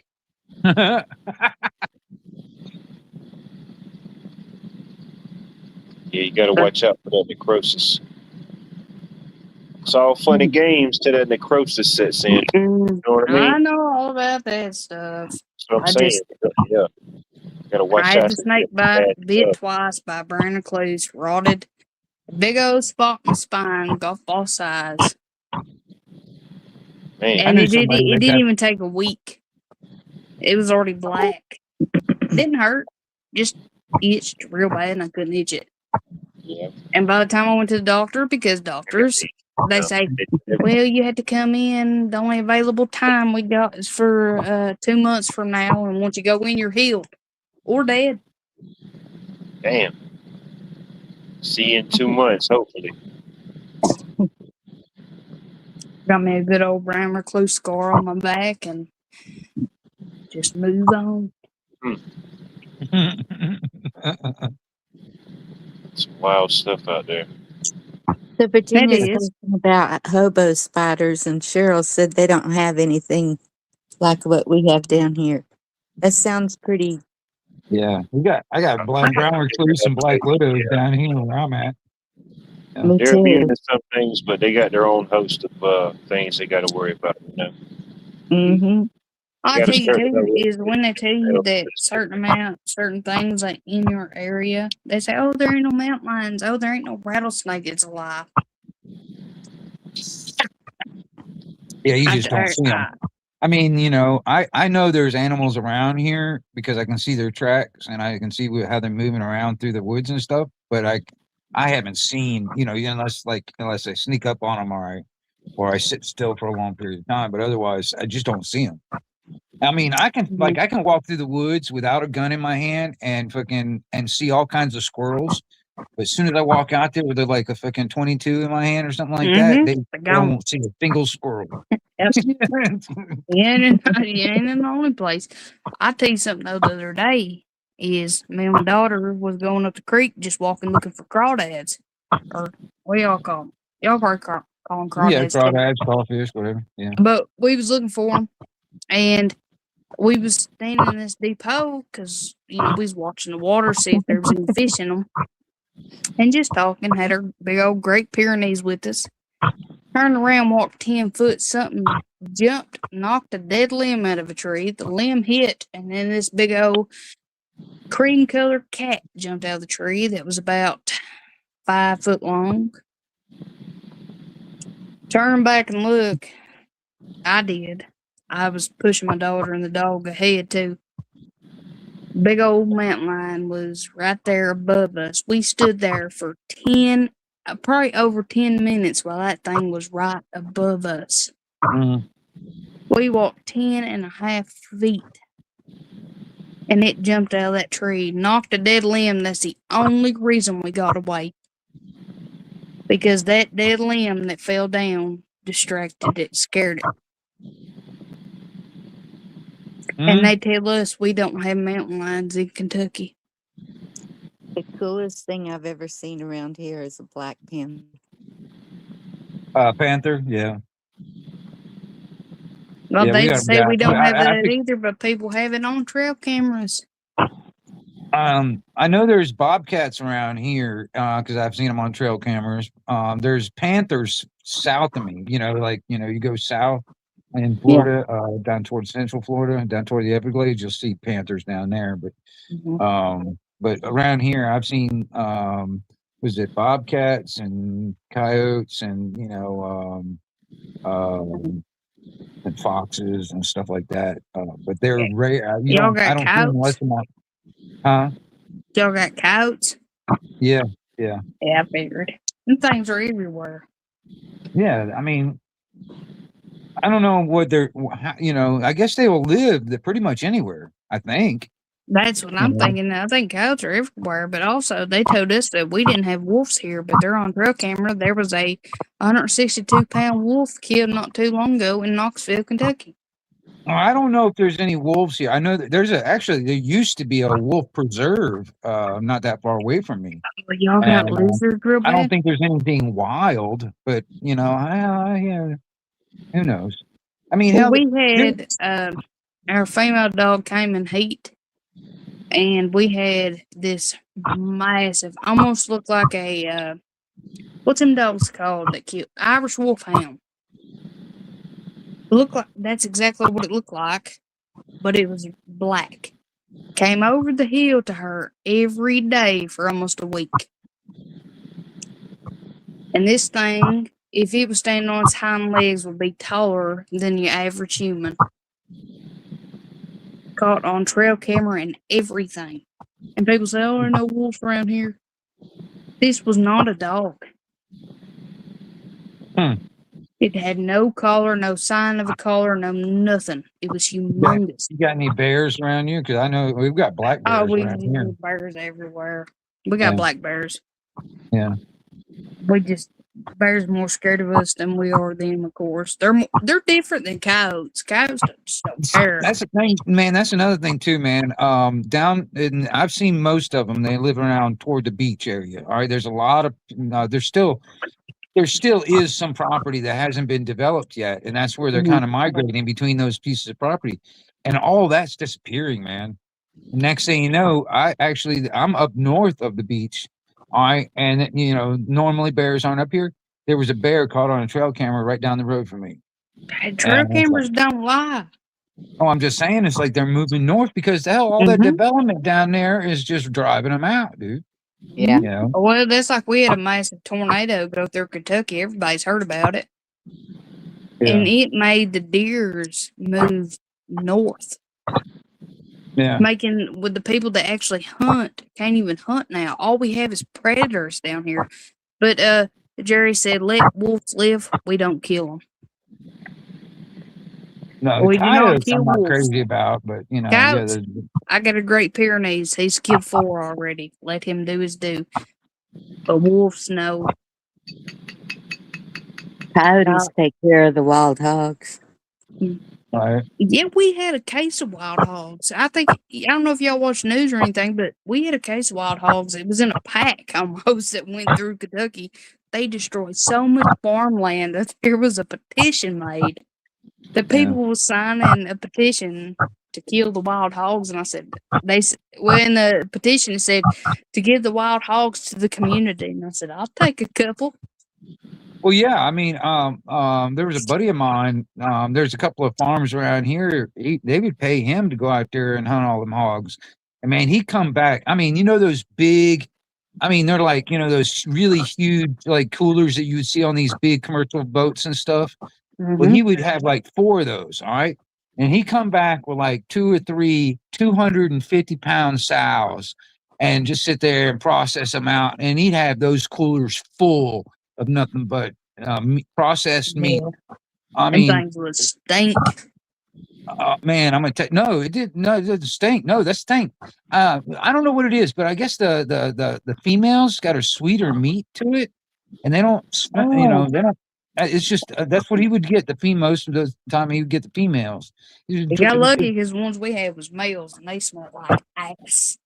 The males have got a more of a Testosterone. pepper meat. I guess in a way, it's just it's more of a.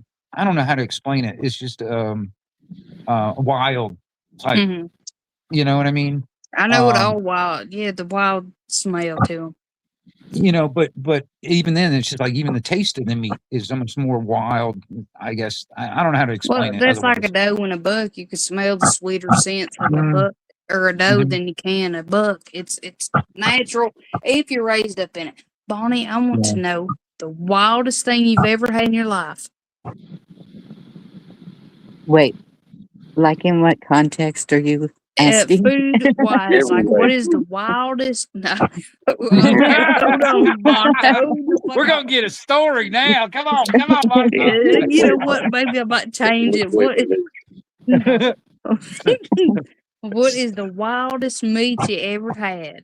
And the story behind it. Take it away, Bonnie. Go ahead. Oh shit! I was talking about food wise, but the other Okay, ones ain't talking okay. about food. Okay. Damn. I gotta get. You gotta. I think I started something I shouldn't have. I'm so sorry. Our brains go straight to the fucking gutter, or they're actually down to the sewer sometimes. To have a good blood flow. You want to have a proper blood flow. However I you plead the fifth. there you go. That's socially acceptable again. We can. They may forget about the Constitution, but hell, we can still plead the fifth. Hell yeah. That's the I'm unifying so factor. sorry. I love it. I didn't know I was opening a can of fucking worms on this subject. It happens. It's just the midnight hour. It's after midnight on the East Coast. These type of things happen. What's today's date? Yeah, you gotta tell us. I want to know. Oh, it is Are Friday you the like 21st. adventurous when Oh, it comes damn. to meat? I didn't even know what I was gonna say. Putting your mind, like, You should be food. selective of your I mean, meat. you Definitely should be selective of your get meat. adventurous when you put meat in your mouth. It's late. It's getting. It's getting Want to do your own tense. little quality check. I want to your know own what little you've quality had. check. Shit, that's it. See, that doesn't even sound. Shit. You got to be What aware. adventurous animals have you had to eat? There you go. Dangerous, is that what you said? Adventurous, dangerous, whatever. Animals that walk on 4 legs or more naturally. There you go. Oh my goodness, my stomach. I'm so Um, sorry. I shouldn't have put you on the spotlight. No, I'm just trying to think if will we have a wild game dinner? So So sorry. Lord, I don't know. I harvested you to the freaking Wiccan. Feels like. And y'all have gator? Have you ever had And alligator? y'all eat deer, elk, Hey, Pilgrim. bear. I have not tried bear yet, and I have not tried elk. Bear is amazing. I mean, have not. I don't really have the chances down here. I mean, have you guys had alligator? Yeah. No. How about rattlesnake? Alligator to me is better than chicken. No, I never Oh, had man, these I'm a- things to my knowledge. Dude, I mean, tell you something. The back strap of a gator, that's like filet mignon, man. I'm gonna tell you, it's awesome. We Oh, had that- it. It's amazing. Y'all have frog legs? There's Yeah. not, I mean, there's not enough meat on a goddamn frog leg, man. There ain't enough meat on a wing either, but y'all still enjoy that shit when you watch football. I prefer the frog arms over the legs. Little less meat, but it's more tender. People always overlook the arms. The They always big look biceps. for the legs. Yeah. So a little Guys, tricep rest meat. of my apologies. But it's the truth. You say there ain't enough meat on a frog leg, but there's more meat on a frog leg than there is a damn wing. I don't know. There is. I guarantee it. I eat frog legs all the time, and I eat wings Somebody all do the a time. video of a chest testing. Bad to know. Yeah, Okay. this type of things happening. Let's see. Y'all eat squirrel? Yeah, I've had squirrel before. Yeah.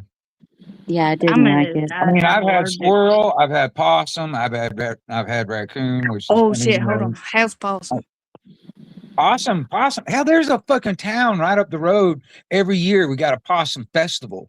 You can get anything you want. Like, I mean, they roadkill fucking specialty right there. I mean, they got possum pie, possum burgers, you know, all kinds of stuff they make. Possum You know. burgers, possum casseroles, possum etouffee. Yeah. Mm. They love it. I wanted to kill possums until that damn what's that called alpha gal happened with all them ticks. I ain't eating a possum or a raccoon unless it's post-apocalyptic and I done ate all the fish and all the. There was a possum out here eating dog food one day, and I went there and petted it and threw it over the hill. It was still alive. I just threw it over the hill with some I dog got food and this hope it thing lived. about eating anything that looks like it could eat me. I made the exception for the alligator just because, you know, bulldogs eat better. What about bear? But I don't know. I probably would try it, you know. Bear hamburger will be the best hamburger Bear you burger. ever have in your Bear life. burger. There you go. No, you can't say that. It sounds like an artificial. Well, what would you say that? I mean, because I mean, what would it compare to taste wise? Can you compare it to anything? Bear burger is so close to elk, it is ridiculous. Oh shit! Well, I haven't had elk either, so I couldn't. I don't And know. elk is always told. Everybody says it is the best meat, best protein you could ever have, wild wise. Right. And I'm not joking. When you eat bear burger, there is no gristles, no fat, no nothing. Perfect amount of juiciness. Whatever seasoning you put on it, all I put was salt and pepper, garlic and onion powder. Barely dusted it because I wanted to try the real thing. Yeah. And ate it, and it blew my fucking mind. Bear meat tacos. Huh? I even told my husband, I said, we're eating something that would eat us. I said, we've ate deer, we've ate everything else. I said, but we're eating a predator, something that would eat us, an apex predator. When you eat something like that, and the way it makes you feel afterwards is like you drink a Red Bull. It doesn't give you, when you eat hamburger, real hamburger. I'm not talking about that crappy shit. I'm talking about real hamburger, real deer meat. Fuels you that good protein. Eat like a bear parts. My gosh, man, you like energized. Bear almost triples it. I went into the yard twice till the grass was dead. I was like, I need more. And my husband's like, you cannot be addicted to bear. It is so good. I'm not joking. It does not. It tastes almost like elk. But there's something in it. Yeah. Need a good bear skin rug so I can get some good photo shots, some good headshots, you know. Right. I skinned a deer hide not too long ago. Don't make me imagine that in my mind. I don't want those fucking images in my head. It's just a verbal thought I had.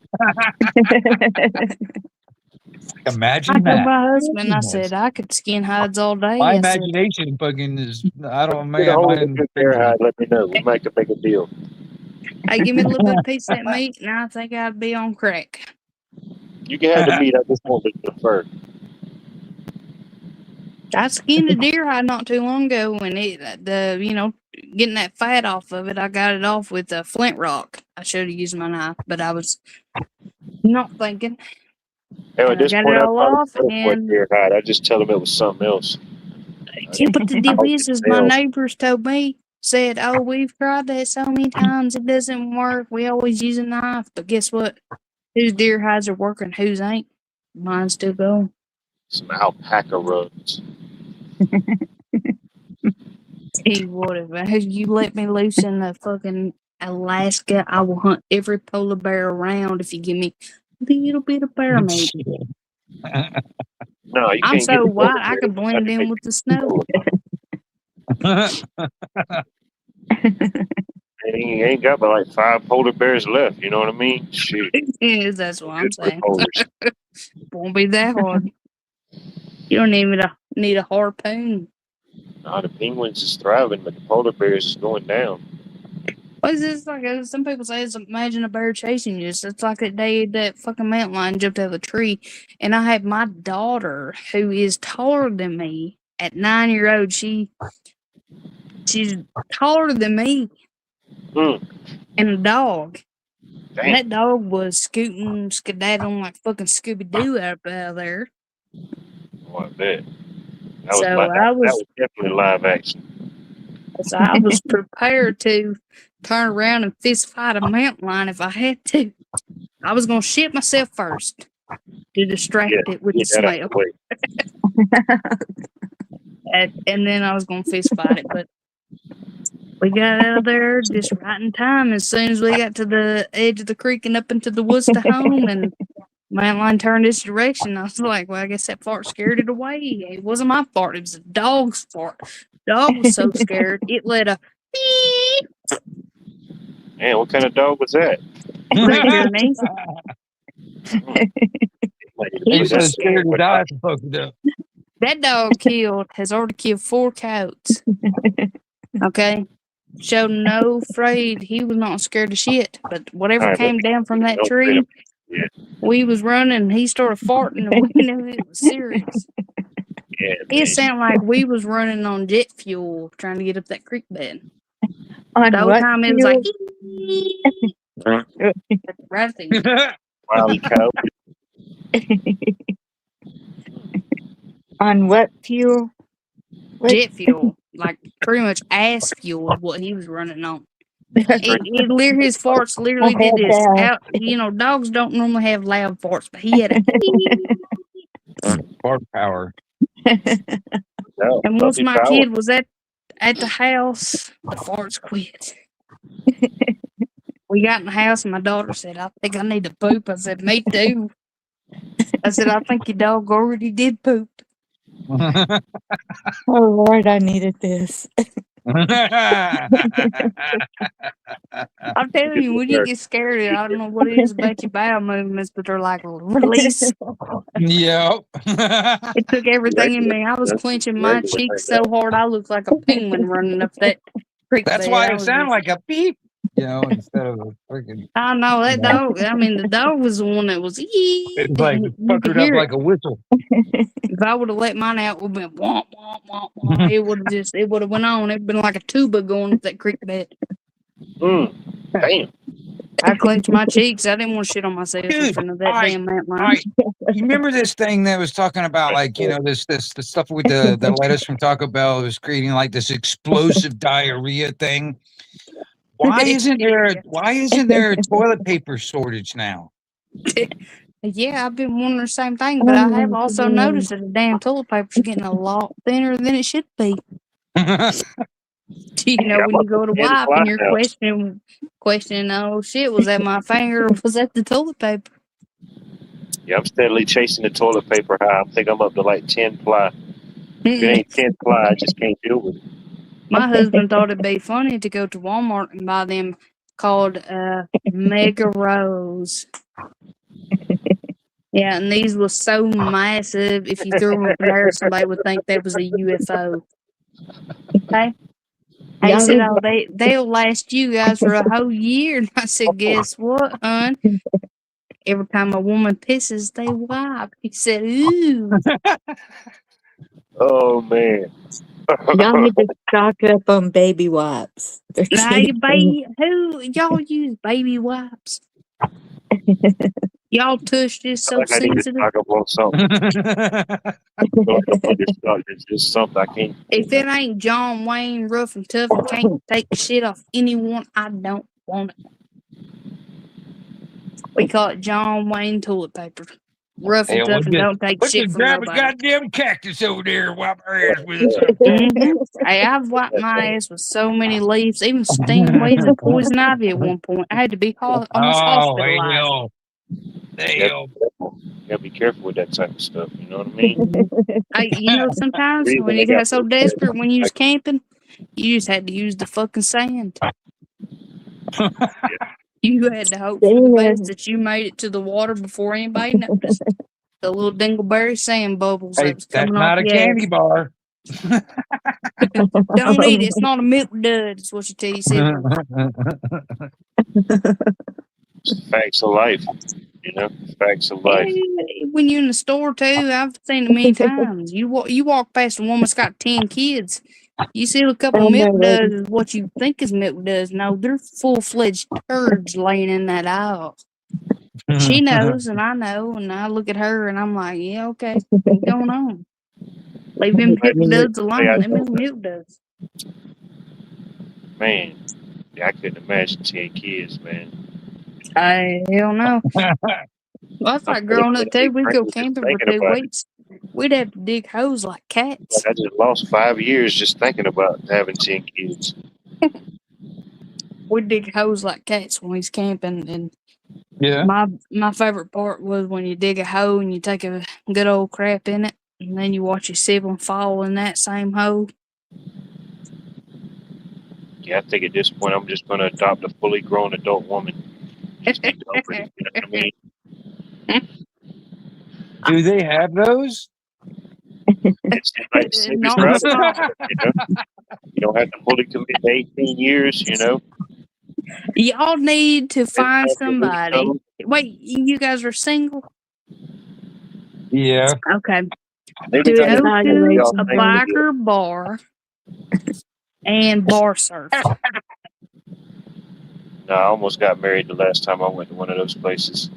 It's Oh, great shit, places, never mind. things, but it just ain't sometimes it ain't, you know. Well, I is it used- a great place I for used to single work- I women? used I to got work 2 at- friends that are not good with men. Is that a good place for them to go?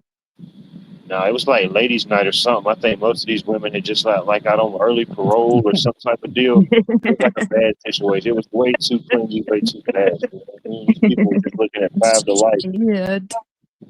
You never meet not in a bar. Not in a Yeah, see, bar. Preferably, they preferably potty trained. I used to work as a bouncer at a biker bar and shit like that. And yeah, that's how I met one of my ex-girlfriends. And I should have lost her phone number within that first couple of days, you know. Yeah. But I didn't. No doubt. But is that a good place for women to find men to sit up, like rough ass women that are so No. controlling? Is that a good place for them to go? Could No. be. Could be. So, Well, I'm maybe. talking about some like they're rough looking and rough attitudes.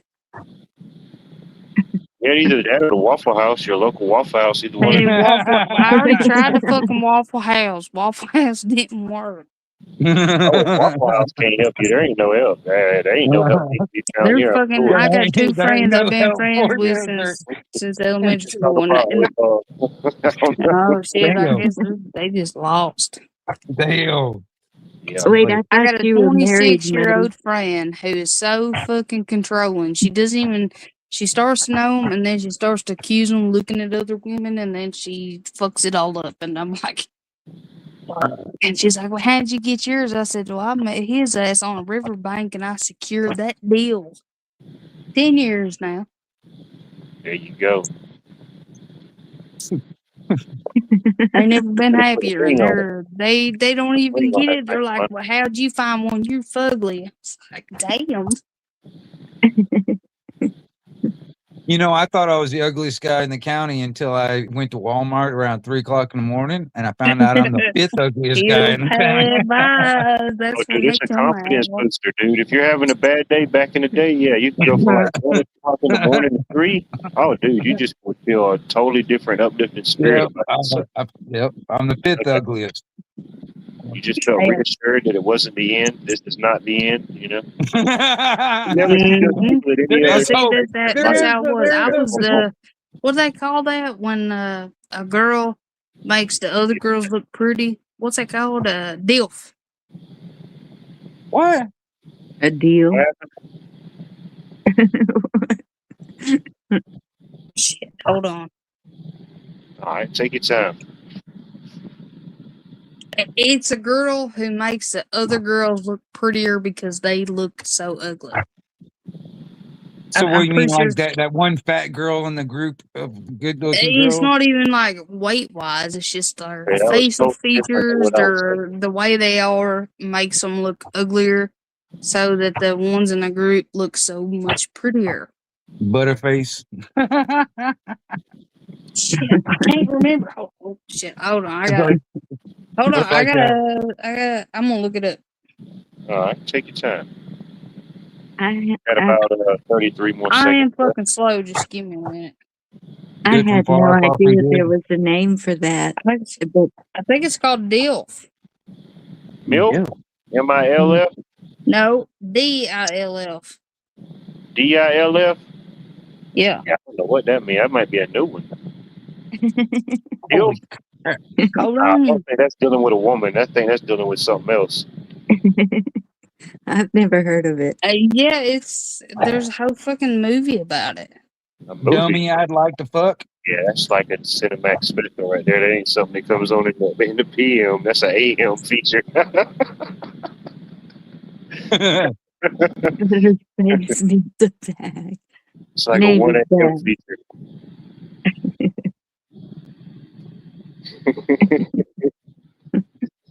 I don't even know. What's the question? Shit, that ain't even it. It's talking about a dad they like to fuck. Rose. Yeah, be careful. Oh yeah, be careful what you Google. Yeah, be careful. Now. Yeah, well, I just found that out. I don't want to Google nothing else. But it's like an ugly friend who makes the whole group look better. Okay. You got to be specific. The more keywords, the better. And Yeah, that's the keywords. and this deal was the entire time through my friend group, there was 3 of Hey, us, girl, and look there it up. was They say hot fudge sundae, warm marshmallow, and whipped cream and a cherry. Or maybe that's just what she wants right now. I don't know. That could be what it Sounds is. good. Sounds good. I probably would take one. just don't Google 2 girls, 1 cup. I already know. Somebody else can have my cherry. I don't like those type of cherries. There was this one time my cousins Googled this guy sticking a mason jar glass up his ass. I'll take the cherry. Yeah, I friend those type of people that even think about that type of stuff. No, but I was the one in the group that made everybody else look good. And then once I left school, they didn't look good no more. They looked bad. So they couldn't Yeah, find I put nobody else. myself up for adoption in them situations. Just leave town. I really didn't. I mean, I kind of hung with myself and people that gravitated to me. I really didn't really. Yeah, I've always been that way. just lone wolfing it at the age of 10, you know. I mean, I don't mind. I don't mind. I like the lone wolf thing, but I don't mind running with a pack every once in a while. But it's just, it's just the thing is like, I had I started a few clubs through the years and shit, But that's how it's fucking harsh in school. Especially if you was a woman or a female at the time. There was these groups who if you was the ugliest one, they still invite you, so you invited your pretty friends. Yeah. So I did. And when I drive to places, they was like, "Oh, so where's so and so?" And then they're like, "Oh, they're here because I'm here." Hmm. Think it's a game. It was a fucking mess. But I was never interested in anybody like that, so I was just interested in the partying. Carney Vanguard. That's an interesting name. Good evening, and on the chat. Greetings and salutations to you. Welcome to Watts World. Where are you tuning in from? Where are you checking in from? Carney Vanguard. Sounds like my 4th grade teacher. Is that you, Miss Vanguard? How did you find me? What are you still doing around? I had a couple of good nights with this Kearney chick. Man, sounds like a teacher I had. I think I had a teacher named Vanguard or Van something. And it just had a van. I don't know.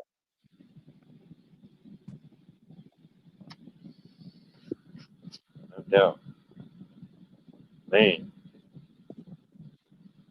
Yeah, somebody's going to have some weird dreams tonight. If somebody watched or tuned into this broadcast today, That's sorry for. Feel free to leave future comments. Check in. We'd like to see how your dream world, your dream adventures went tonight. Keep logs, keep tracks. We definitely got to hear this type of stuff. Feedback is key. Feedback is key. Must know. Yeah, if you listen to this before you go to sleep, I can just tell us what you're dreaming about. Definitely. Let us know. Definitely take I sure none. We hope don't have any cornbread to doesn't offer. come Just up. take nothing and then call us in the morning. We won't call you. Just call us back. That's all we got. We ain't got 2 to offer. We just give them 2 earplugs, 2 Q-tips. No mason jars included. No mason jars included. You must purchase and acquire your own mason jar. That's right, Pilgrim. Can't fucking look away. Got gently used milk jugs. That's all we have. No more mason jars on the merch Shit. line. Milk jug be worse. That's why they're gently used. You know what I mean? We don't know how they got here. It's just recycling. People want recycling until they figure out how this stuff was really recycled and brought back. You know what I mean? And it is like, no. Yeah, I need to start collecting more of those big, the big glass jugs with a little handle on it. Mhm. Start collecting more of those. Can't make this type of stuff up when you're not. I don't care how vivid your imagination is. It's happening right now. If you could walk around in my fucking mind, you'd get caught up in a spider web. So put it that way. The taller you are, the more you run into.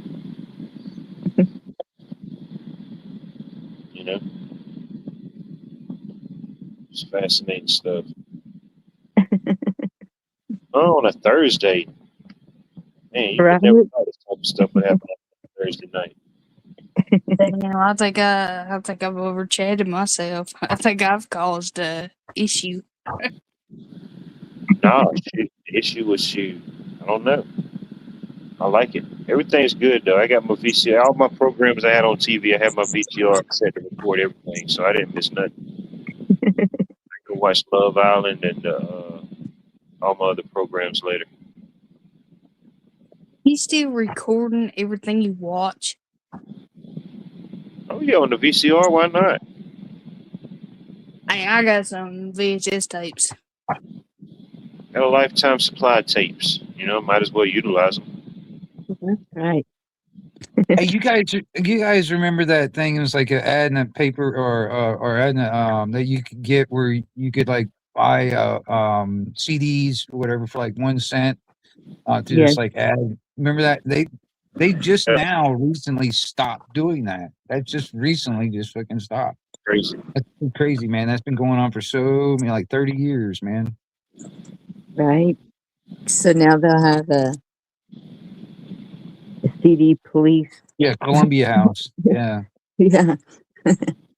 Dang, how about that? Yeah, I remember that. Yeah, back in the day, yeah. Come and get everybody for not staying with the subscription. The thing is, like they're being forced out with everything going to digital. You know what I mean? Nobody's buying CDs anymore. You know what I mean? I have tons of CDs. CDs, I got a bunch DVDs. myself. I got a CD. I was actually thinking about doing like a short video, just like me going through all my records that I got sitting over here. I mean, I don't have a lot, but I've got records sitting over here. It's like I haven't gone through them in a while. Just make a short video of me going through them or something. It must be. I got an odd collection of vinyl. And I've got cassette tapes and CDs and shit like that. That's one thing I love is I still have all this music.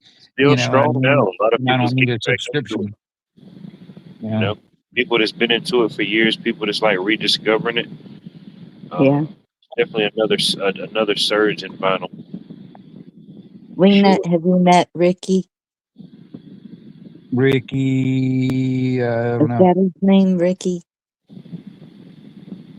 I don't know. That was He's talking showing us all the records. I don't know. I don't know. Maybe it's not Ricky. Okay.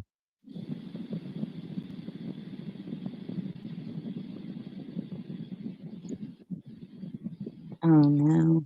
Just read 3 tubs full of CDs. Oh man. I got a bunch of DVDs I'm trying to get rid of, but hell, you can't even sell a damn DVD for like $1 a piece. You know what I mean? I mean, No. it sucks. I paid $20 on some of these things, Okay. and it's like Cases and cases of them. But yeah, I go to the flea market. Yeah, there's people got jugs of them. They're selling them for 50 cents, $1. Yeah. it Sometimes I sucks. go through there and look through there and get a couple that I ain't got or something, you know.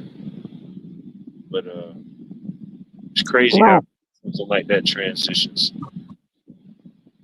Well, it's like too. We got all the stations like PlayStation, Atari, everything, Nintendo.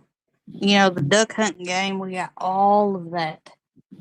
I just sold my Xbox. I had an old Xbox and controllers and games and shit. I just sold all that just recently. Okay. I mean, I don't play games, so I mean, you know, I mean, there was only one game on Xbox. What was it? It was Soul Calibur. That was the only one that I could really talk shit on. You know what I mean? Other than that, I just really didn't play any games. You know? Oh man, I grew up on Mortal Kombat on PlayStation. Yeah, I mean, Soul Calibur is kind of like that, you know. But I mean, you know, it's similar in some ways, but Well, see too is we have all the systems of the PS5, and the PS5. The one I like to play the most is the Avatar. It's fun, but I don't like online shit. And PS5 and PS4 is mainly when you get a game. If you want a good game, it has to be online. well, that's the And thing. They're most trying to make it that where you have to have like a subscription, and you don't own the game. And once you buy the game, you don't own it. You know what I mean? Kind of thing. exactly, it's like you have Yeah. to pay to even play it. Yeah, they're You trying to bought make the it. game, but then you have to Mhm. pay to play it. Yeah, this whole thing on like you will own nothing and you'll be happy kind of shit. You'll rent everything. That's what they want. They want us to rent or have a subscription to every fucking thing. It's You know, fucking and that pisses retarded. me off. It's like, goddamn, it's like, you know, I want to get down to the zero bills if I can. But they're making every fucking thing where it's like, oh, you got to pay a fucking weekly or monthly or yearly fucking Mhm. fee. You know, It's Yeah. like too with the PS3. It's like all you had to do is download it and go on. It's like I beat every God of War, but once PS4, you have to update every game. So Yeah. then the God of War for the update, if you didn't beat the whole game, then it starts you almost completely over. And if you don't beat it and then it has to update again, then you have to start over. Yeah. It's the same thing with music, you know what I mean? You know, you don't really unless you buy like a CD or something like that. Otherwise, you don't really own that song. You know, it's not your. You know, Mhm. you can't just. You know, you have to have an app or whatever. You know, and whatever to get to that song. And that kind of sucks. I remember the old iPods; those were cool because I could store like 200 fucking songs on this damn thing, and it's there always. It's mine. It's like, you know, I don't want a big subscription for it. You know what I mean? Well, it's like if I'm gonna pay $100 for a game, I should not have to wait 4 days for it to download and then play it, and then through the game, not even 25% into the game, it should not have to update, and then I have to go back and play all these updates. Yeah. Like, I Yeah. love God of War. God of War is my favorite. We have every God of War from the beginning to the last. You know, Ragnarok. Have it all. And midways through, there's a major update, and it made me start back from the beginning after I've already beat Thor and all the rest of them. So then I had to go in again and try to beat them all, and I gave up. Yeah. I think I'm fixing to have to do a self-system update myself. I don't want to lose all the data. It was hard enough to beat Thor the first time. I beat them all. Thor, Scorpion, Raiden, Liu Kang, the Teletubbies, all the Ninja Turtles, even Master Splinter. You know what I mean? You kicked ass, dude. Oh, dude, I kicked ass and took names later. I didn't even know who these people were so after the fact. I had to Google. I was like, holy shit, dude. I was freaking 2 knockouts away from Mike Tyson. Didn't even know it, bro. Donkey Kong, man, is right up the road. But, yeah, I don't know. I think I'm about ready to shut it down. It just reminded me I got to go alphabetize and categorize my CD and VHS collection before it gets out of hand. You know? It's too much, really. I got to get a hold of it while I still can, while it's fresh on my mind. But what y'all got? Any final thoughts? Any final concerns? Anything is that the minutes need to reflect? I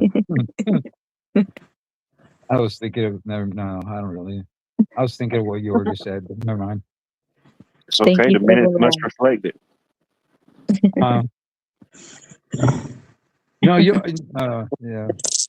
Jorgen said this a little while ago, not so long ago, and it's like, you know, Willy Wonka killed all those kids. There you go. I like it. I like to leave on an uplifting, positive note. I like it. It definitely no. It just shows the dark underworld of the chocolate industry. You know? It really shows the spotlight on uplifting for sure. Yeah. No, it brings awareness. It brings more light to the situation. Right. You know, it doesn't have to be dark to bring light. You know? Yeah. I don't know why, but it just makes me laugh every time I hear that shit. I don't know. Yeah. Thank you, chatters. Y'all are amazing. Yeah, if you're just finding yourself questioning tomorrow, what would Willy Wonka do? You may be on a dark path. You may need to sit back, find a park bench in a shady area, and just figure out, you know, what happened, what's going on. Chocolate if offered. Exactly, everything. You know, just put up the hat, do a self-offering into anybody that walks by you. You know, it's definitely going to get better. All I got to say is toodaloo, motherfuckers. Good night. There you go. I dated a toodaloo one time. She might have been the one that got away. Now that I think about it, always toodalooing. Definitely interesting stuff, fascinating stuff. America definitely has talent. There's talent out there. There's definitely some interesting people. I love them. I love them all. Just gotta watch out for them brown recluses, though. Watch out for the brown recluses. Watch out for the snakes while you're out there walking barefoot and touching the grass. You know, be careful. Don't put your tongue on it. Yeah, don't put your tongue on those type of things. Try to stay away from anything that looks like it may eat you. Don't try to tongue kiss that thing. You know, watch out for the wild meat. Yeah, wild meats where the wild things roam. Yeah, don't go out there where the wild things roam and don't expect to see some wild meats and some treats. But if you do, make sure you phone it in, videotape it. We love to see these type of interactions. But other than that, yeah, appreciate you tuning in, tuning out. Maybe you learned something. Maybe you forgot something. Maybe you found something. Maybe you lost something. Either way, I think we out of here. We're gonna make like a tree and leaf. Ready for a war!